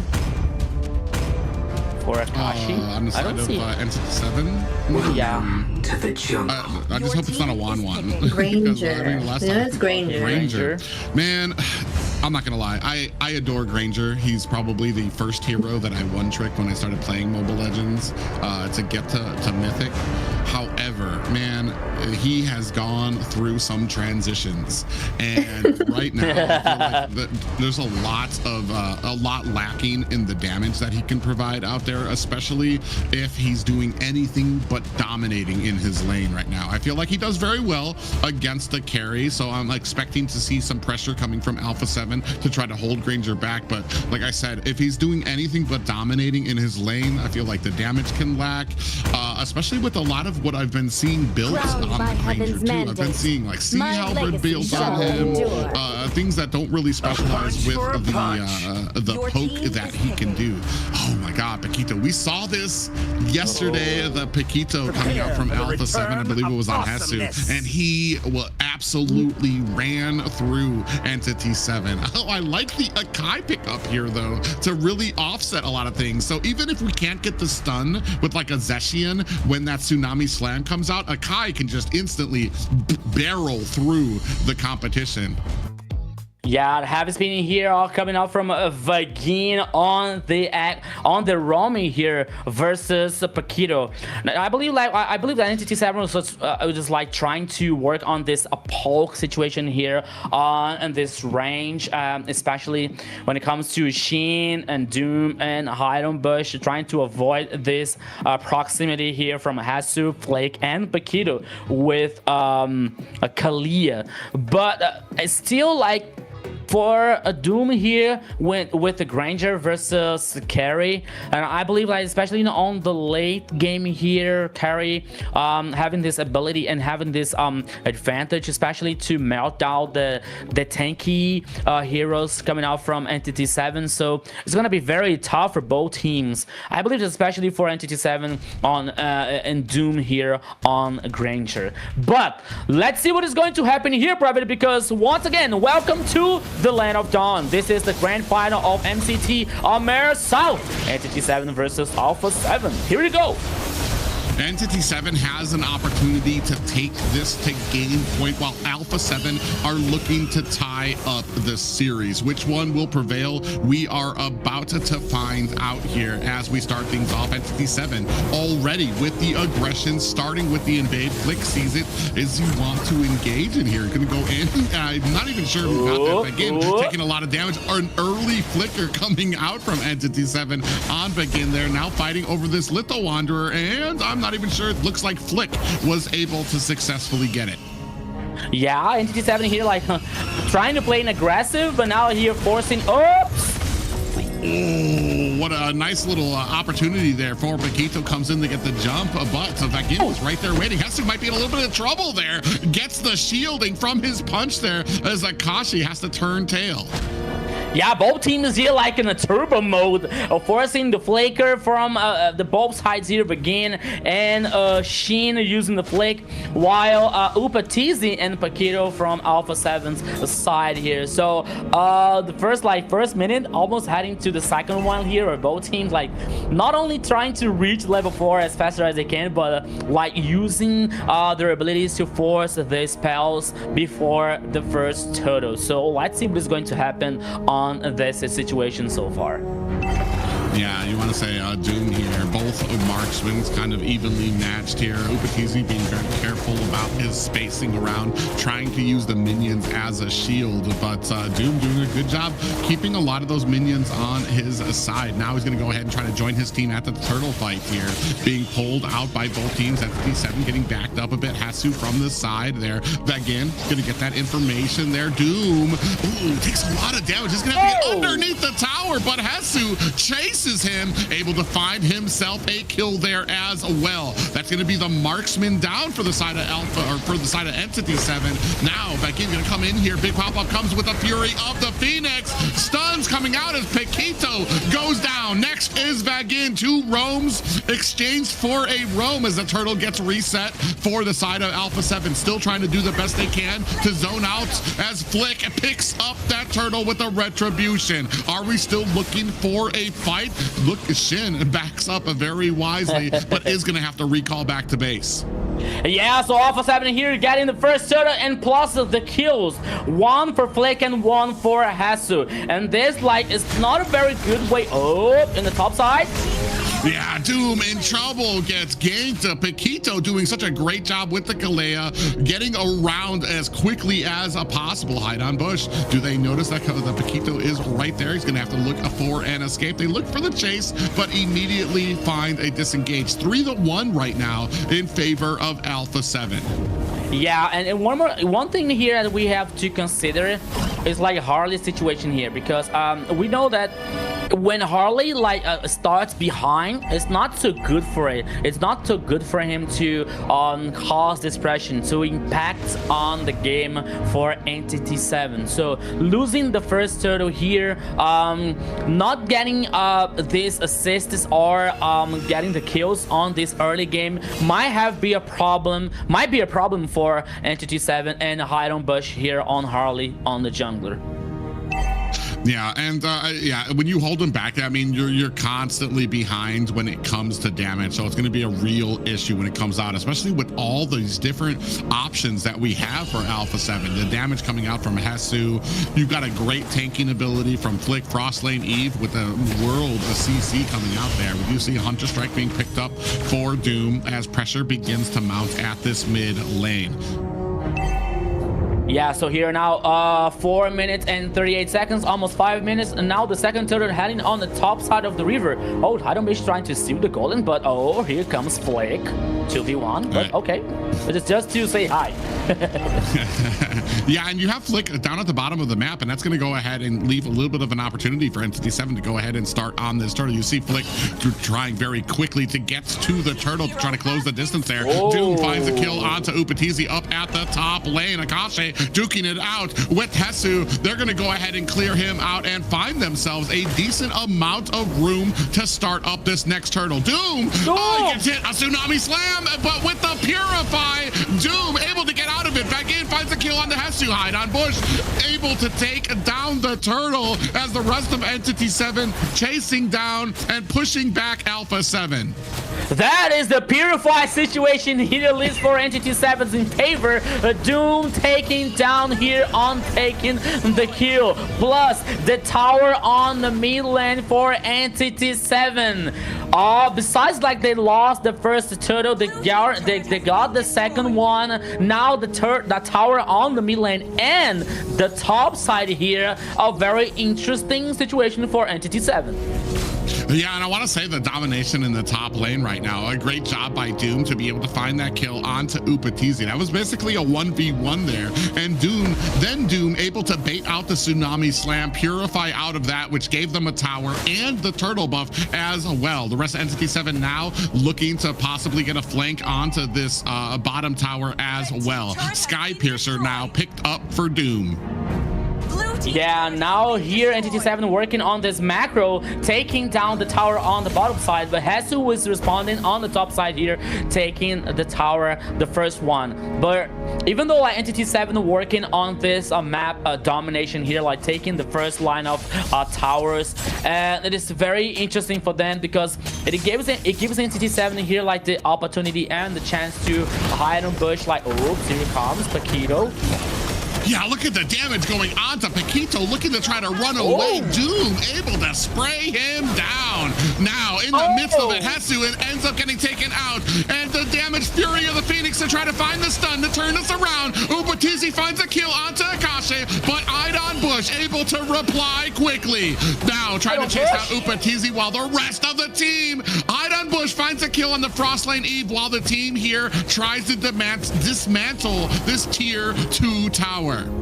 I was wondering here, Entity 7 would not stop this pressure here on the mid lane. I thought it was like chasing down player by player for Alpha 7. 3 players down here for Alpha 7. Now, the last turtle apparently heading for Entity 7, but here comes.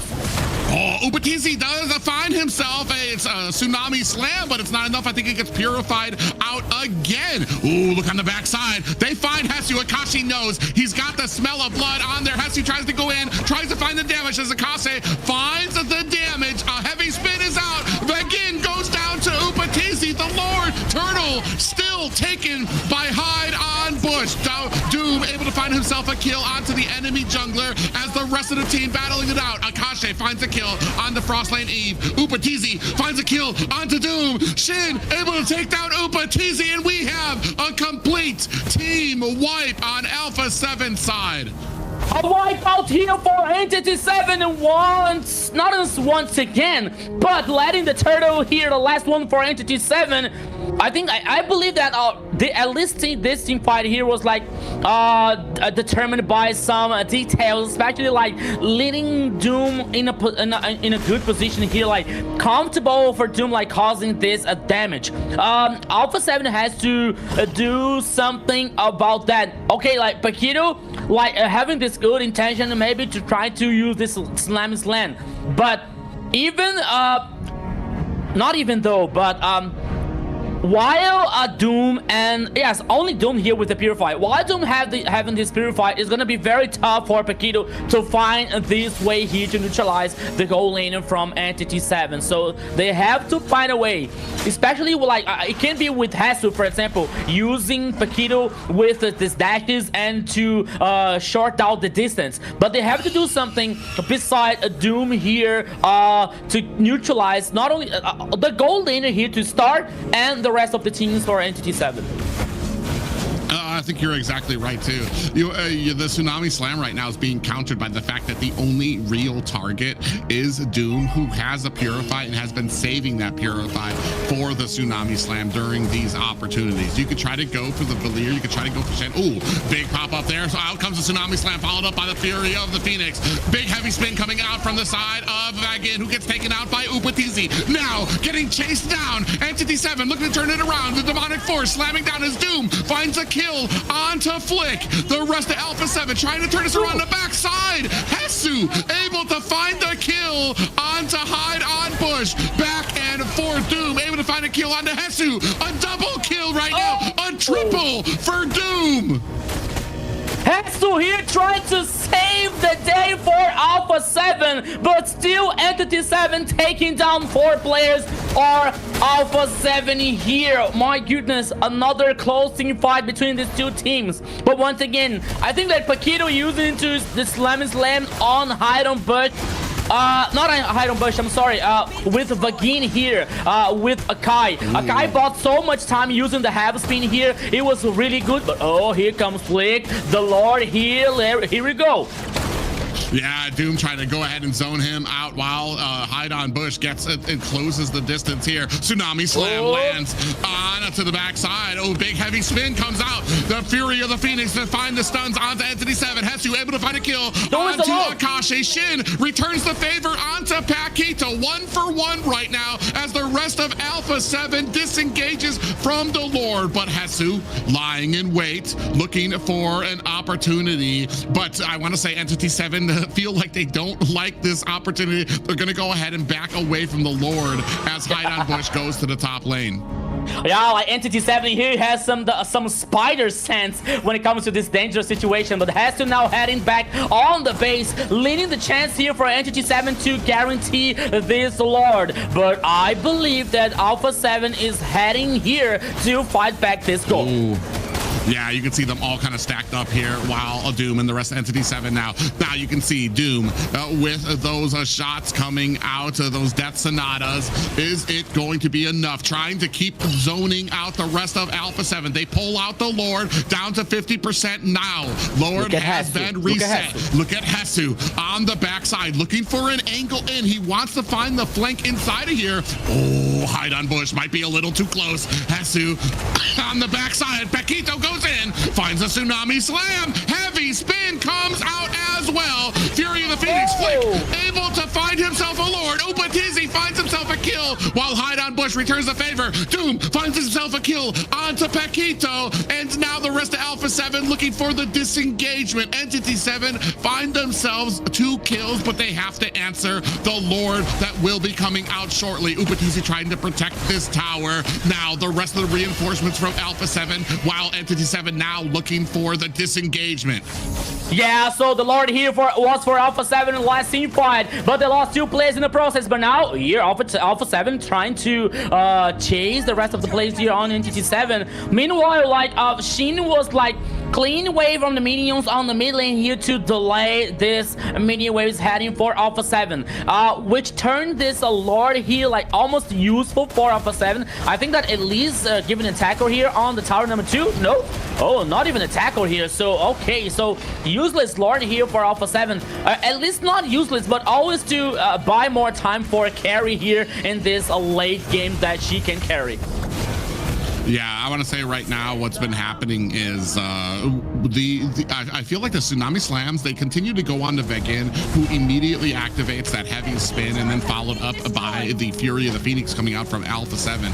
Really creates all this chaos on there. Speaking of which, here comes Paquito, another Tsunami Slam comes out there, but I want to say it was countered out there by the Vengeance Flame of Shin. And this is what I was talking about, the limited targets that you have on the side of Alpha 7 to be able to take down somebody on Entity 7, Paquito.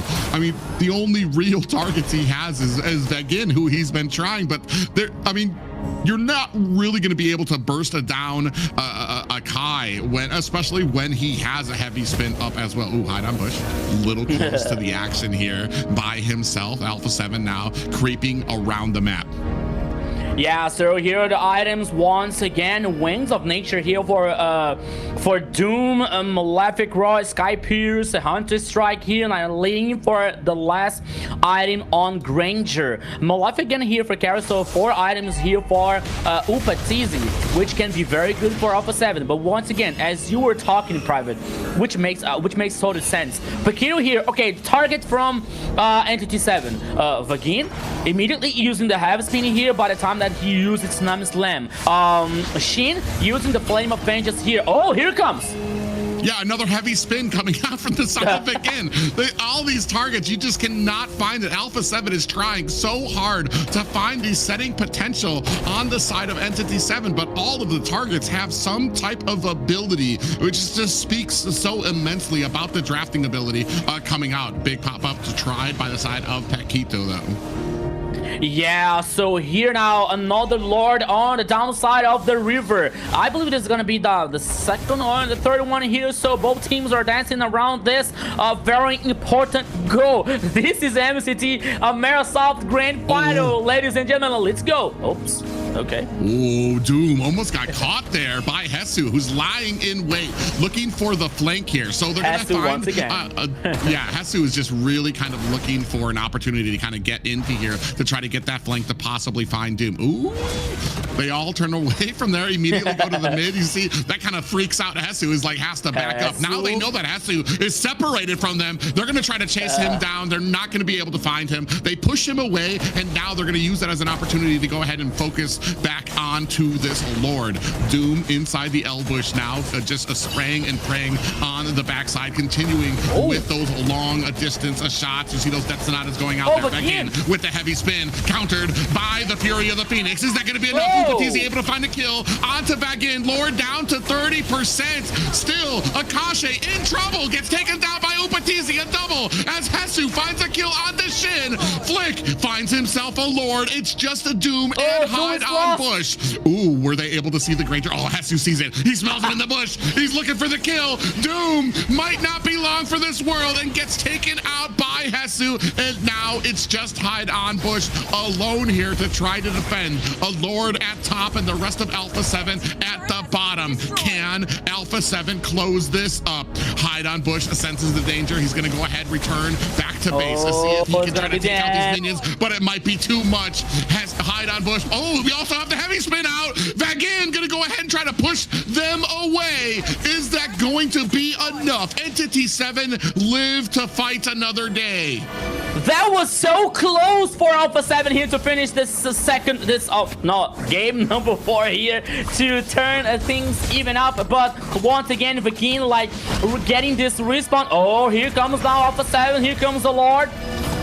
Yeah, big charge coming in to put the pressure onto the tower. You can see the suppressive fire coming out from Doom. Death Sonatas for everybody on the side of Alpha 7. Now possibly trying to save in their tier 2 tower at mid, but the bottom of the bottom lane has been broken open wide for the side of Entity 7, which means you're going to have strong minions down there, which means macro has to be on your mind if you are Entity 7, and a time limit basically instilled on your team for a lot of these engagements before you have the possibility of minions charging through your base.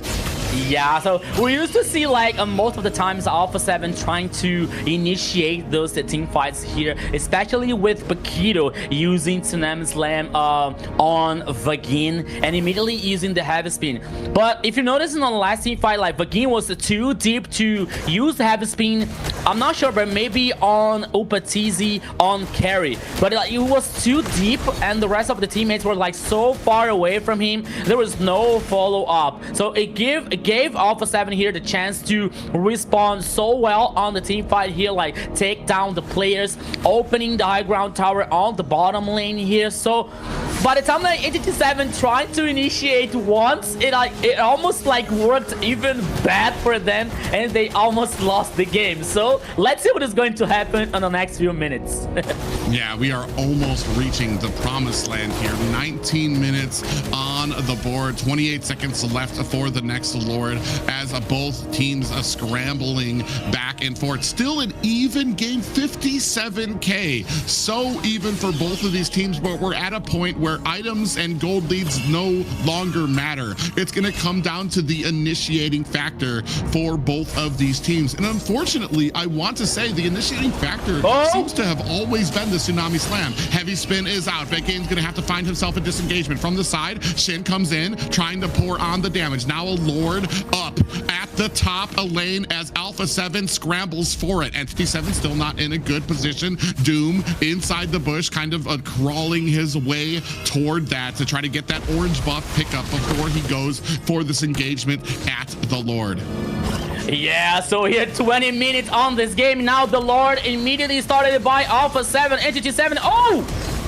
Yeah, they come in, but they don't have the heavy spin out anymore. They're gonna have to use that flicker out exactly as possible. Flick able to find a kill onto Bagin. Hide on bush, answers back to Upatizi, taking down the marksman. Flick, immortality has been procced. Down goes the jungler for Alpha 7. Frostlane Eve able to answer back with taking down a jungler of his own, but Doom answering back. It's just Hesu alone being chased down by Akashi. Can Entity 7 close this up? Hesu getting chased down by Shin right now with those pools, looking for the stuns as right now Doom trying to press into the middle of the base. Hesu still has that immortality, trying to get back to the base, find the save. There goes a Death Sonata coming out from Doom. Now a one soul minion and Doom spraying and praying on the core. Immortality proc from Hesu cannot save the base. Another win for Entity 7. Bush here getting the back line and neutralizing Upatizi. It was all what they needed to secure this last team fight and the third victory here, Zena. What a game that was. They were trading blow for blow, keeping it pretty even there. Always at the Lord fight, there's always a team wipe in every match so far, almost every match. So this is pretty crazy how this game is going on. And that one kind of sucked at the end there for the fact that only Hesu was alive and they were keeping him away from base to be able to defend it. So the amazing play there by Entity 7. Wonderful job. Man, I think we already know who the MVP is going to be going to before we even take a look at these stats, man. I have to apologize. I know I started this off by pouring out a lot of my grievances for the Granger pick, but man, let me tell you, Doom really turns my head to what you can execute with the Granger, the damage that was able to come out from him, the poking ability, the Death Sonatas to try to keep Alpha 7 at bay. Not just that, but especially with a lot of these Rhapsodies, able to really nail down, get the maneuvering that he needed to find a lot of these kills. 13, 4, and 7 for Doom here. Not to be outdone by, I want to say, Shin, who had himself a great game here. Maybe not as flashy as getting the kills, but 2, 1, and 19 meant he was always around, always a part of all of these fights. Yeah. So many situations here, like for Entity 7, especially to avoid this initiations coming out from Alpha 7 here, like always Sheen with the Flame of Vengeance here, like with this like natural Purify to avoid like Tsunami Slam. Oh, here we saw here like Doom using the Purify here on the top side, leading this advantage for Entity 7, which was like a leading Alpha 7. Some limited choices here to when it comes to those initiations, because okay, Paquito like using Tsunami Slam, forcing Purify from Doom. Okay, but it is only in the few times here, because most of the times, especially when it comes to these team fights, Doom is on the back line, so Doom is not able to like do this front line and playing so aggressive here to show the face off every time here. So who was in the front? Vagin. Okay, so Vagin using Slam Slam, have spin immediately. Sheen, if he got a Sheen here lost, using the Flame of Vengeance. So it was like not really easy for Alpha 7, even though with good initiations, even though with Hasu trying this flank, trying this back line so many times here to impact for Alpha 7. So Entity 7 were like not like cooking, but also like having this resilience, especially to avoid these problems for letting Doom shine once again. And that's what he did. Shine with Granger all the time, working on this range, working on this zoom out here. Once again on Vagin. So Vagin was like using the heavy spin all the time. And on the only time that Entity 7 like it started to initiate the team fight, like Vagin was too deep, it was like a very good for, I think it was on this team fight. So look at I see Vagin. Okay, Vagin was like trying to neutralize Upatizi, right? He used the heavy spin, so the rest of the teammates was like, okay, where are you, Vagin? So we are not allowed to do so much on this team fight, so it gave Alpha 7 the chance to take down, I believe it was like 4 or 5 players here to take the Lord, and it almost closed up the game on the bottom lane here, but Vagin like was respawned at the right time here to use and have spin to like pushing the minions out from the base, which let Entity 7 a second life here, and it was all what they needed here to let Doom once again to shine, get this triple kill. It only poor Hasu here to try to save the day for Alpha 7, but it still wasn't enough. Yes, and when the pressure hit its peak, this player turned up the heat. Here's your MVP, of course, Doom. He put the Doom on Alpha 7 there. 13.47 KDA, 104.7k total damage, 757 gold per minute. What a performance that was.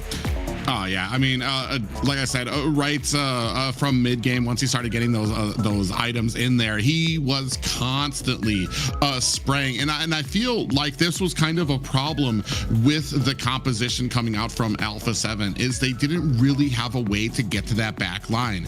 They tried to get the Tsunami Slam. They ultimately relied on, all right, we'll just get a Kai. If that's going to be our only target, we're going to start on a Kai, get that damage. But meanwhile, there's the front end of the fight and then the back end of the fight where Doom is just constantly putting the pressure and the damage on to the enemy jungler here. Look at him, constantly on flick, immortality. Doom right there, he's gonna flicker forward on the flick and find the kill then as well. Not just that, but I feel like this fight was really funny for me because Akashi took Hasu for a journey at the top of the map because Hasu was chasing him down, and that took away a huge amount of damage for the side of Alpha 7, and eventually when Hasu turned around, his entire team was wiped there, and you have Akashi just sitting there like because he's the only one left, and they end up being able to separate him while Doom was able to take down the core. Let's fly together here. So on the top side here in this last game, which means now like we're heading for another draft. Is the game number 5? Yeah, now I'm right. It's the game number 5 here. It's 3-1 for Entity 7, which leads about some questions. First of all, the global ban. So there's so many heroes here not allowed to use so far. At least if we head to the game number 7 here, which we get this full reset of all heroes, and all heroes are like open to use again. But still, like, I'm thinking of Doom, for example, because no Granger, no carry, no Claude, for example, for Doom, or no Bruno. What is left? Harriet. But Alpha 7 can ban Harriet here on this draft to avoid this problem for Doom. So there's so many questions here when it comes to this draft that we are excited to see what is going to happen, because at this point of the game, at this point of the match, we have to see what they are able to bring on this draft. I mean, there's a lot of. I think there's still a decent amount of options out there. I hope it's. I feel we saw a 1-1 yesterday, and I feel like. Yeah, the Harith is going to come out. Yesterday we saw a 1-1 come out, and the first thing that came to my mind was like, "You're not Gusta La Gusta." Like I don't know if you're going to be able to. I don't think that 1-1. I think that kind of got into people's head when Gusta La Gusta was able to use it. It's like, oh, 1-1 is part of the meta now. It's like, no, that's just Gusta La Gusta being himself on a 1-1. Clint, I feel like, is maybe the next choice that could probably come out of there. His disengage not too well, but as you start getting into the late game, he can start doing some real decent damage. Irotel, another one, especially because she can utilize a Demon Hunter as well, that can really kind of shred down a lot of the tankier compositions that we've been seeing. So I feel like there's still some options. I mean, I don't want to show bias or say that I'm rooting for a team. I'm rooting for a game. I want to go to a game 6 because I want to see what we have left when that game 6 kind of comes around, because that's going to basically be the maximum of what these guys can do for these player pools. I want to say pretty standard draft. You already predicted that the Herald is going to come out. They don't want to give that over to Doom, especially with the, or actually, yeah, they don't want to give that over to Doom. Valor and also Zushin and the Freya and Boxia. Yes, yeah, for sure. Doom is a player to stop for sure. They want to make sure that there's less heroes out there for him. There's still a lot, like you said, out there. Beatrix, Irithel, we've seen as well, been playing around here. So he has options. There's still chances for him to kind of do something here. They're gonna go ahead and ban out the Leo here and Marcel as well. Yeah, and there's still Obsidia here as one of the options when it comes to this draft here. But okay, Obsidia lasts for late game, but still it's an option here for for Entity 7. But we are gonna see here. We have to see what is Entity 7 is gonna bring it out. Oh, Valentina here for Alpha 7.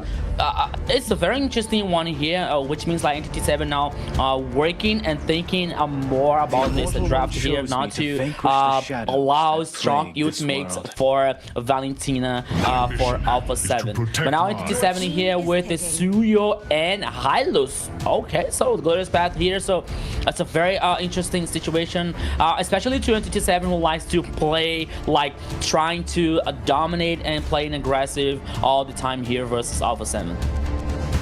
Yeah, a Valentina, which I assume is out to counter the potential of a Sora coming out in the XP lane for the side of Entity 7. But regardless, I feel like an early Valentina here.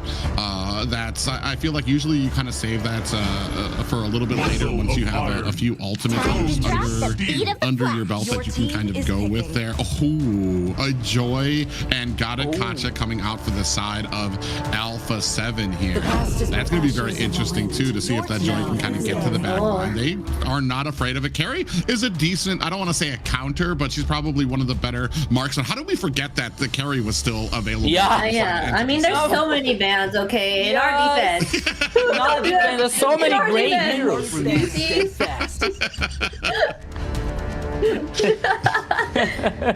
But yes, many they're great gonna heroes go here. ahead and pick that up for sure. The carry, of course, is the #1 pick here. That was open. They left that open for them. So on the side here, for Alpha 7, we have to see what they're gonna end up choosing. They have Joy, Garokacha going against the Suyu and Hylos here, banning out the Sora because there's really no point in picking him up anyways because Valentina was his counter for them. So they're like, oh, you're not gonna get him either. So, and then they go ahead and ban out Barca as well.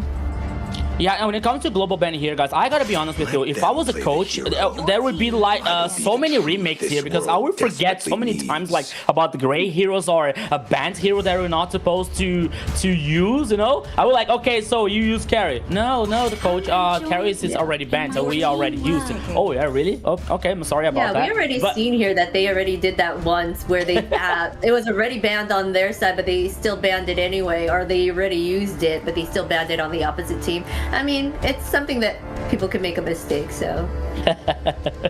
But here, like, back on the draft here now, banning Sora and Yuzong here on XP lane once again, like, Entity 7 reading the strength when it comes to Hesu on XP lane, but now banning Sora, so probably Valentina on the mid lane and Sora on XP lane here, but Gore, I was about to say Lilia on Entity 7 composition, but Gord here, okay, with the Hylos, with the like the control situation, that can be interesting, but still, I don't know, it's gonna be very interesting versus Valentina, Joy, for example, and Gato Chacha with the avatar of the Guardian.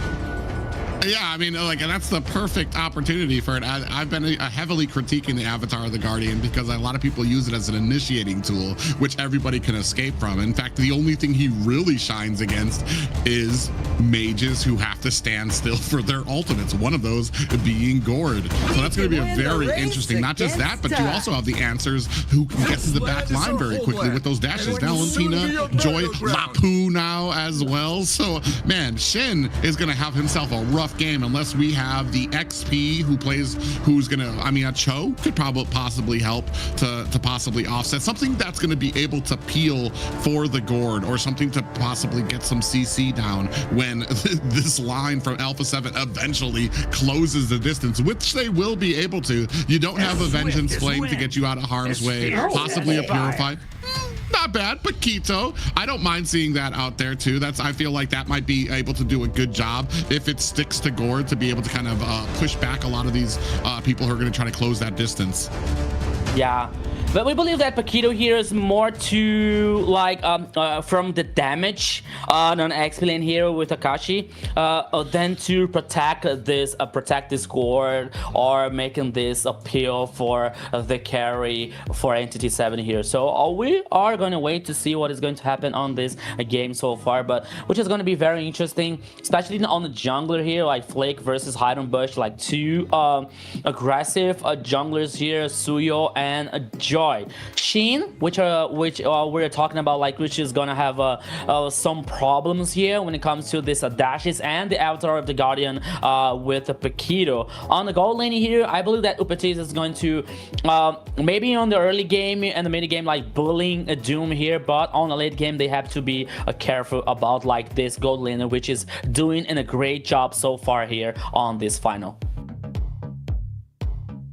Yeah, I'm very interested here because especially with Gord, I like to see a little bit more CC or control from the side of Entity 7, a Grok, possibly a Gwen or something that can kind of hold him there. You're not just leaning on Gord and his own CC out there, because that CC doesn't last very long, and especially if we're going to be seeing some types of Purify come out from the side of Alpha 7, that CC can be an immediate turn on to Shin here and turning them on to Gord.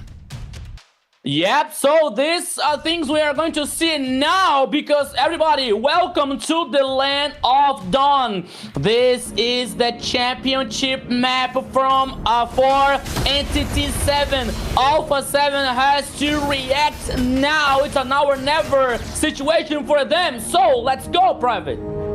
Yeah, the backs are against the wall for Alpha 7 as Entity 7 is sitting at game point, looking at a ticket to MSC, looking at an opportunity to take on the champions of the North here. It all comes down to this match. If Alpha 7 can find an answer, and already look at the pressure mounting from both of them. That was a huge fight for just the little Little Wanderer there. Yeah, the huge fight here, and Entity 7 forcing Hazard to use the flick on the top side here, on the XP, on the gold lane actually. Okay, I'm seeing the signs on the map here, so on the top side. Yeah, so the gold lane is at the bottom, despite what the map says there. But let's go ahead and take a look at these emblems as well.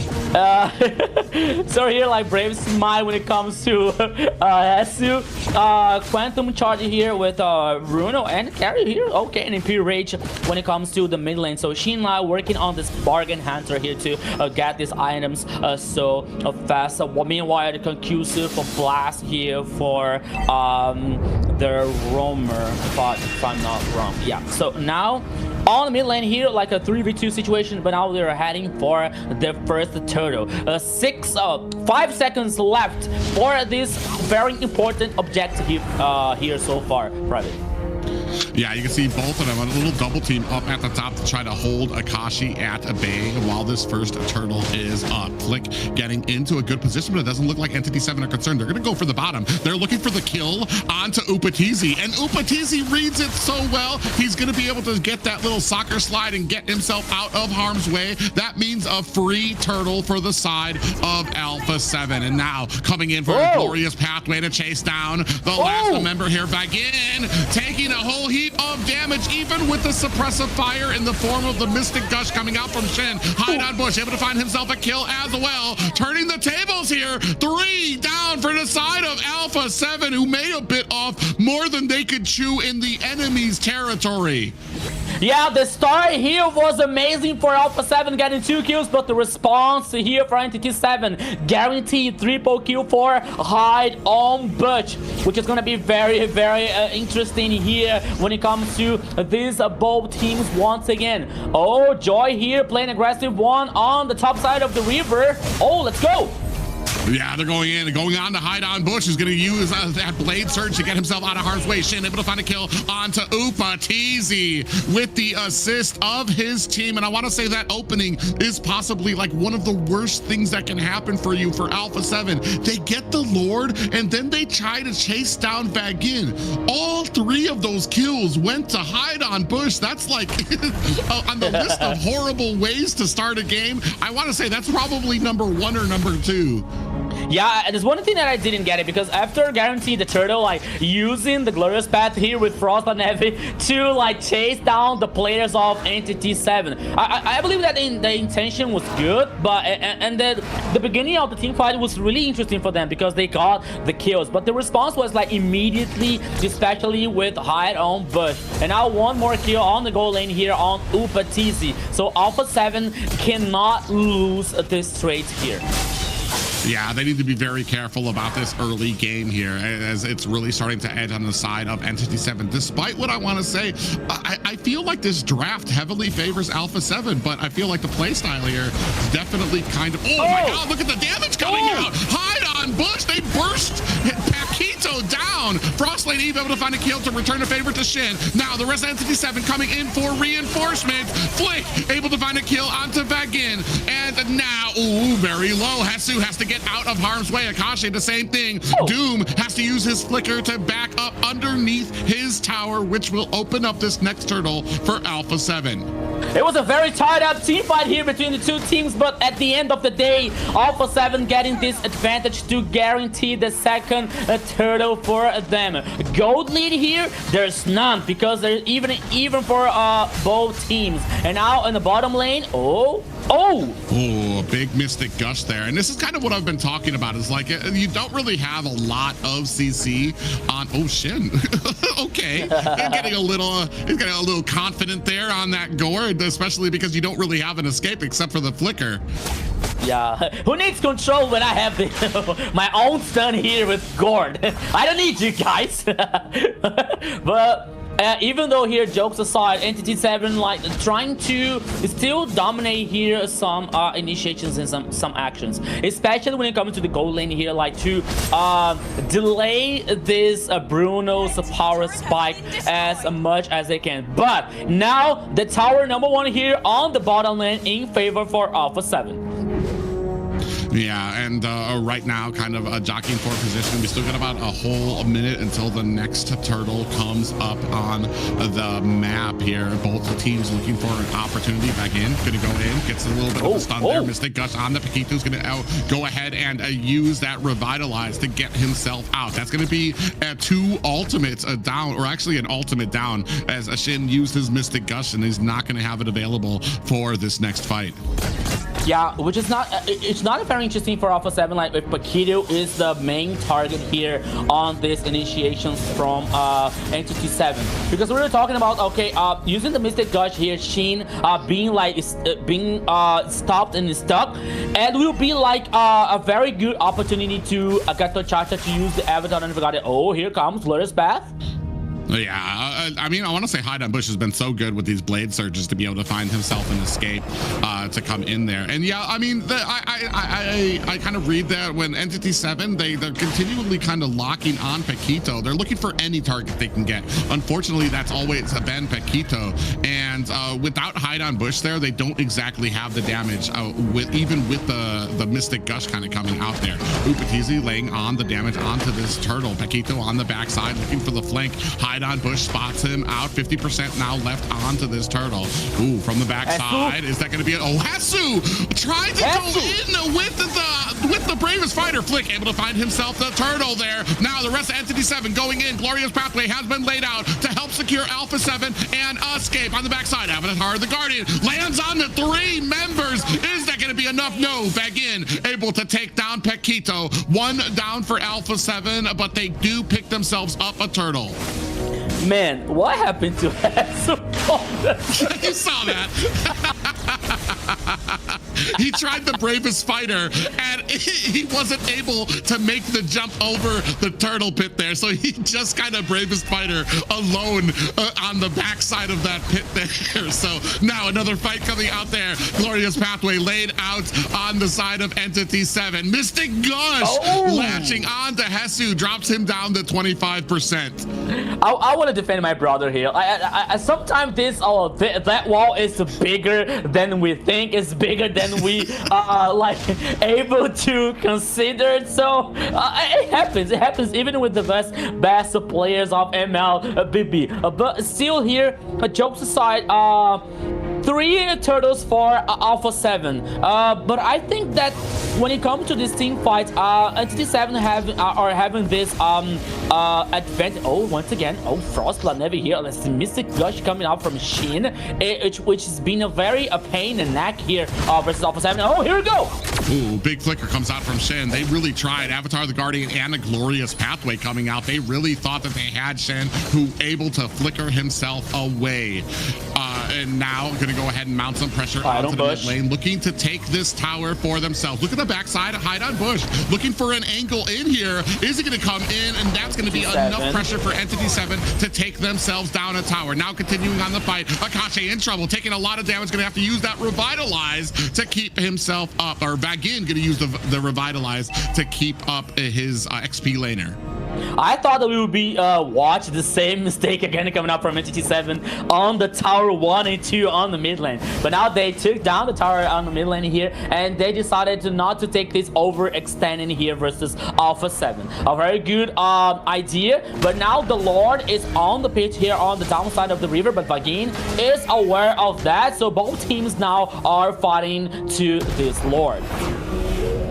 Yeah, now kind of jockeying for a little bit of position, trying to poke the Lord. I think they kind of want the fight. You can see Joy flick up at the top, looking for an angle in. He's not immediately at the Lord just yet. He's kind of waiting for the information to be fed to him from Alpha 7 about when they want to go to engagement. The Guardian lands on the 2 members. Glorious Pathway is out. Hesu finds a kill onto Shin. Flick able to take down Doom. The 2 biggest damage dealers for the side of Entity 7 are down, and they unfortunately have to find a disengagement. That's going to be a free Lord for the side of Alpha 7.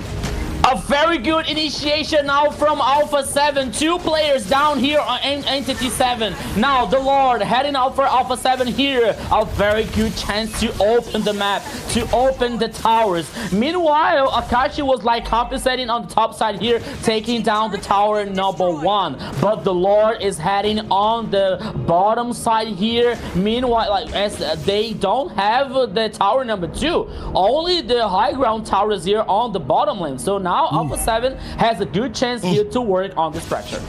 Oh, up at the top, Flick gets surprised by 2 members of Entity 7 who are lying in that bush. He went up there to clear out the minions and they absolutely bamboozled him. Now at the bottom lane, the rest of Entity 7 gonna go ahead, try to take down this Lord as they've been able to mount a decent amount of pressure away from their towers. Shin gonna go ahead, focus down on the mid, and Entity 7 make short work of this Lord at the bottom. Akashi, oops, okay. Oh, here it comes on the mid lane. Yeah, a little bit of a stun coming out with that Blade Surge coming out from Hide on Bush, followed up by the Mystic Gush, but not able to finish the job. And this has kind of been my biggest critique, is that we're not getting the full value out of the Mystic Gush. Despite how good Shin is, he's got a very small little window with his CC that he can throw out, and we don't really have another bit of CC. I mean, Hide on Bush basic, I mean, he has the charged Blade Surge that he can use that can get a stun, but I mean, that's the only other real one that you have there to be able to kind of open up this Mystic Gush. Otherwise, these people are going to be turning around trying to latch on a Shin. Ooh, he went very close to that bush with Paquito in there. Yeah, we're using like this, using the skill here to spot the enemy on the bush on the mid lane here, so it is working for Shin so well. But still, like, okay, some Mystic Gush are connecting the damage, but not enough to get players down from Alpha 7.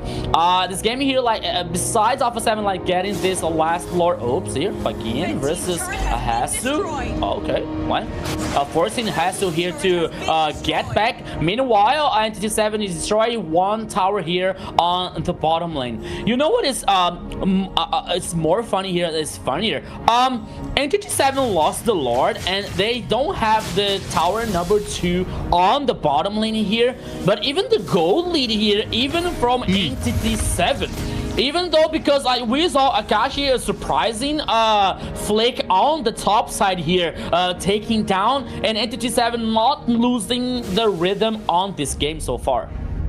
And this has been one of the biggest strengths for Entity 7. You might be able to match their pace, but I feel like their macro gameplay is pretty much unmatched here in the South right now. Even when you're trying to take it to them toe-to-toe, they're still going to be able to get the gold lead up. They're still going to be able to get the towers that they need. And you're going to always have Hide on Bush constantly farming, constantly doing what he needs to keep those stacks up to make sure that on the Suyo, he's still going to be as dangerous as he needs to be.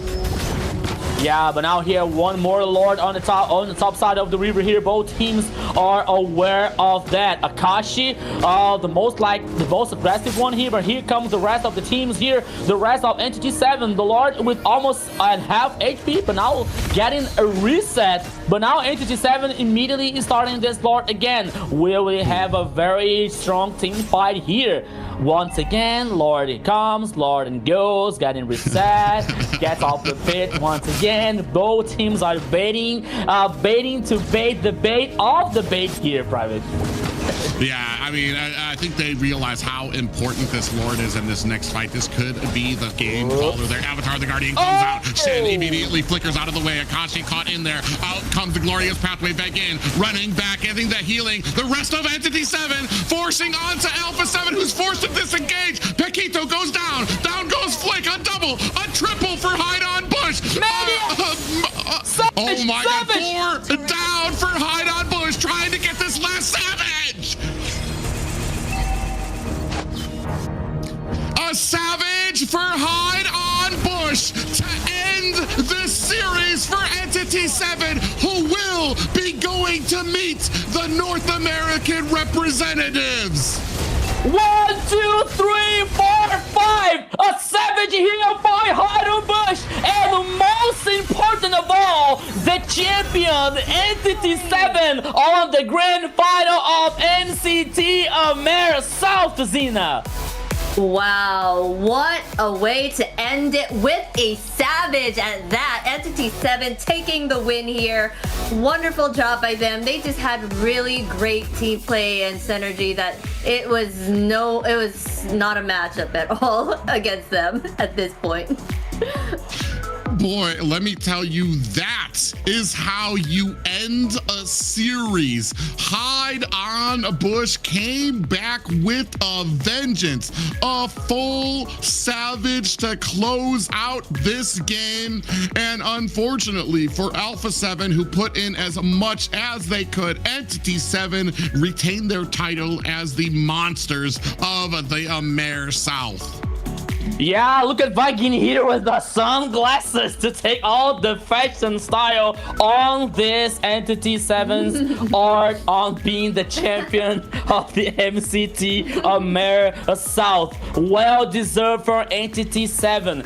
Different from yesterday when they lost through Alpha 7 on the upper bracket final. But today they came differently. Oh, even yesterday they won 3-0 from versus the DreamX, which gave them confidence here versus Alpha 7 once again. And in the best of 7 here, Private, they gave no chance for Alpha 7. Okay, what gave for Alpha 7 here? Like to get this little hope for the boys from Alpha 7, but even though Entity 7 with the full dominance, with the full confidence here, especially on Hide on Bush and Doom on the gold lane. Okay, last game here, Doom, no kills, but who cares, because only Granger here, he has a high performance. But once again here, when it comes to when we talk about the solid team, Private and Xena, we talk about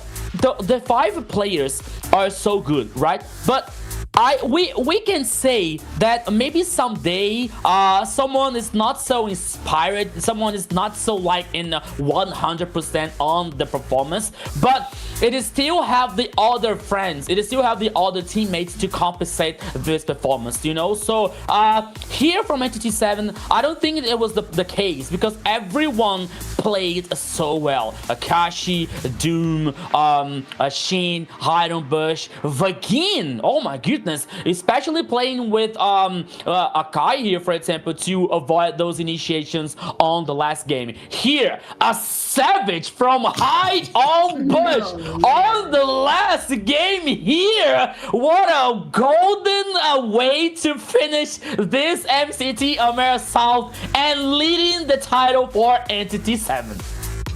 I think we already know who this MVP is, Xena. All right, now this is the kind of performance people remember. Hide on Bush over here, of course, getting that MVP with that savage at the end, just saying 902 KDA, 56.5k total damage, 803 gold per minute. He was a beast on that field. Yeah. I want to say my biggest complaint about the composition was where was the other damage going to be coming out from, not just from the Mystic Gush, but who else in the early game was going to be able to provide that. Early game, it felt like Hide on Bush was being a little bit flat-footed, not really wanting to get in the engagements, waiting to get those items that he needed, consistently farming, consistently finding his ways in there until that final fight. He knew all the items he had. He knew what that I think a 9-0, actually I think it was a 5-0, 4-0 and 2 that he was before that last fight. So he had a few stacks there left on the Sky Piercer, and man, absolutely went ham throughout the game. And like you were talking about, you get some of the highlights when it comes to some of these MVPs, but really the entire team did such an excellent job to help enable this out there. Here you could see the Shin being able to get out of the way of that flicker, 2 glorious pathways going out there, and then Hide on Bush coming in here, singling out one by one, taking out each of the members here, until finally it was Hesu who tried to go underneath the tower, but Hide on Bush was ready, and swoop, boom, a huge savage to close out this game for the side of Entity 7. Yeah. Wonderful play there for sure by the side of Entity 7, only allowing Alpha 7 one win there. They came back with a vengeance. They're like, this revenge match, we're gonna let you know who we are. And they did just that. Yeah, and I gotta be honest here, like with the Savage coming out from Hidden Bush, like, oh, where did this live 2 come from? Because like almost taking down, like suddenly like with some basic attacks and some skills, like his HP was like whoop, going up again. I was like, oh my goodness, what is happening here? Was like able to lead Hidden Bush on this Savage in the last game. So well-deserved MVP, well-deserved here a title for Entity 7 in this grand final. Sadly, as a caster, like as we like from the entertaining here, like from MLBB, we were expecting more games here. We were expecting like more competitive. But one situation here is maybe one team, not talking about like one team is better than the other, you know, but as we were seeing, like Entity 7 always in the top side of the bracket, always in the top side here, like in the highest seats, like Entity 7 getting beaten yesterday, but today once again like letting the head on the table, you know, like okay, so we got a full reset here, the mentality to this final, and they got this reset and they were the champion. Yeah, and I don't want to take anything away from Alpha 7, and this is what I've talked about before. When you get to this level of play, when one team has that ingredient, has the answer, and especially when they come up from the lower bracket, because I don't want to say they were embarrassed, but they had some things to work on, they're going to come back with a vengeance, and it almost sometimes seems overwhelming, and that's kind of what happened here to Alpha 7. Despite how good of a team that Alpha 7 here is, Entity 7 was still able to overwhelm them. They were able to find and close those little cracks that were in their armor that sent them down to the lower bracket, and they answered back quickly, firmly, and ferociously, and that thusly earning the honor here. And I know there's a lot of questions from people out there who might be a little bit confused, but that means that Entity 7 will be facing Alpha 7 North in the grand finals of the AMER tournament, which will happen, I believe, in 2 weeks as well. So that's going to be a live final, and I know a lot of people are very excited to see how that goes. Yes, for sure. Looking forward to see both of those teams go against each other, the North and the South, finally mashing up together and taking on each other for the win, and see who will reign the champions of the Americas. Yes, always reminding you guys, the people on the chat here. So this was the MCT AMER South final. So now they're heading to fight the MCT AMER South, AMER North. I'm sorry, champion, which was Alpha 7 North, which is gonna be like a few weeks ahead. We still have this information for you guys, so you be sure to keep on follow our social networks to know where it's gonna happen this a grand final, like between MCT AMER North and South here, to see who is gonna be the real champion of the Americas. Just be sure to like and comment on the stream, you guys. We still have more to come, because you are going to see Alpha 7 North going against Entity 7 in about 2 weeks here. So we want to keep those likes and all that going on. So be sure to give it that thumbs up, subscribe if you haven't, and keep on watching. Yeah, a big shout out to all the viewers who were able to come here and watch the finals, the group finals of the AMER South. I know there were a lot there for the AMER North as well. So now I got a lot of information here that you guys can go and start rumors about who's going to win, who might not be able to last. But in 2 weeks, we will find out who the real winner of the AMER tournament will be. And I'm very excited about it, because like I said, this has been my first time really dipping my toes into the South, the players, the history here. A big shout out here to Rico, who has been schooling me back and forth about all the history of all these players and the teams that have been coming out here. And I want to say I'm very impressed, and I feel like the worst thing that can happen, especially when it comes to the North, is to underestimate these teams that are coming out from the South, because man, there are some big challengers coming out of this region. Yeah, so we're gonna see what is going to happen. But now we have to thank for the big responsible for all this magic happen here, Zeno.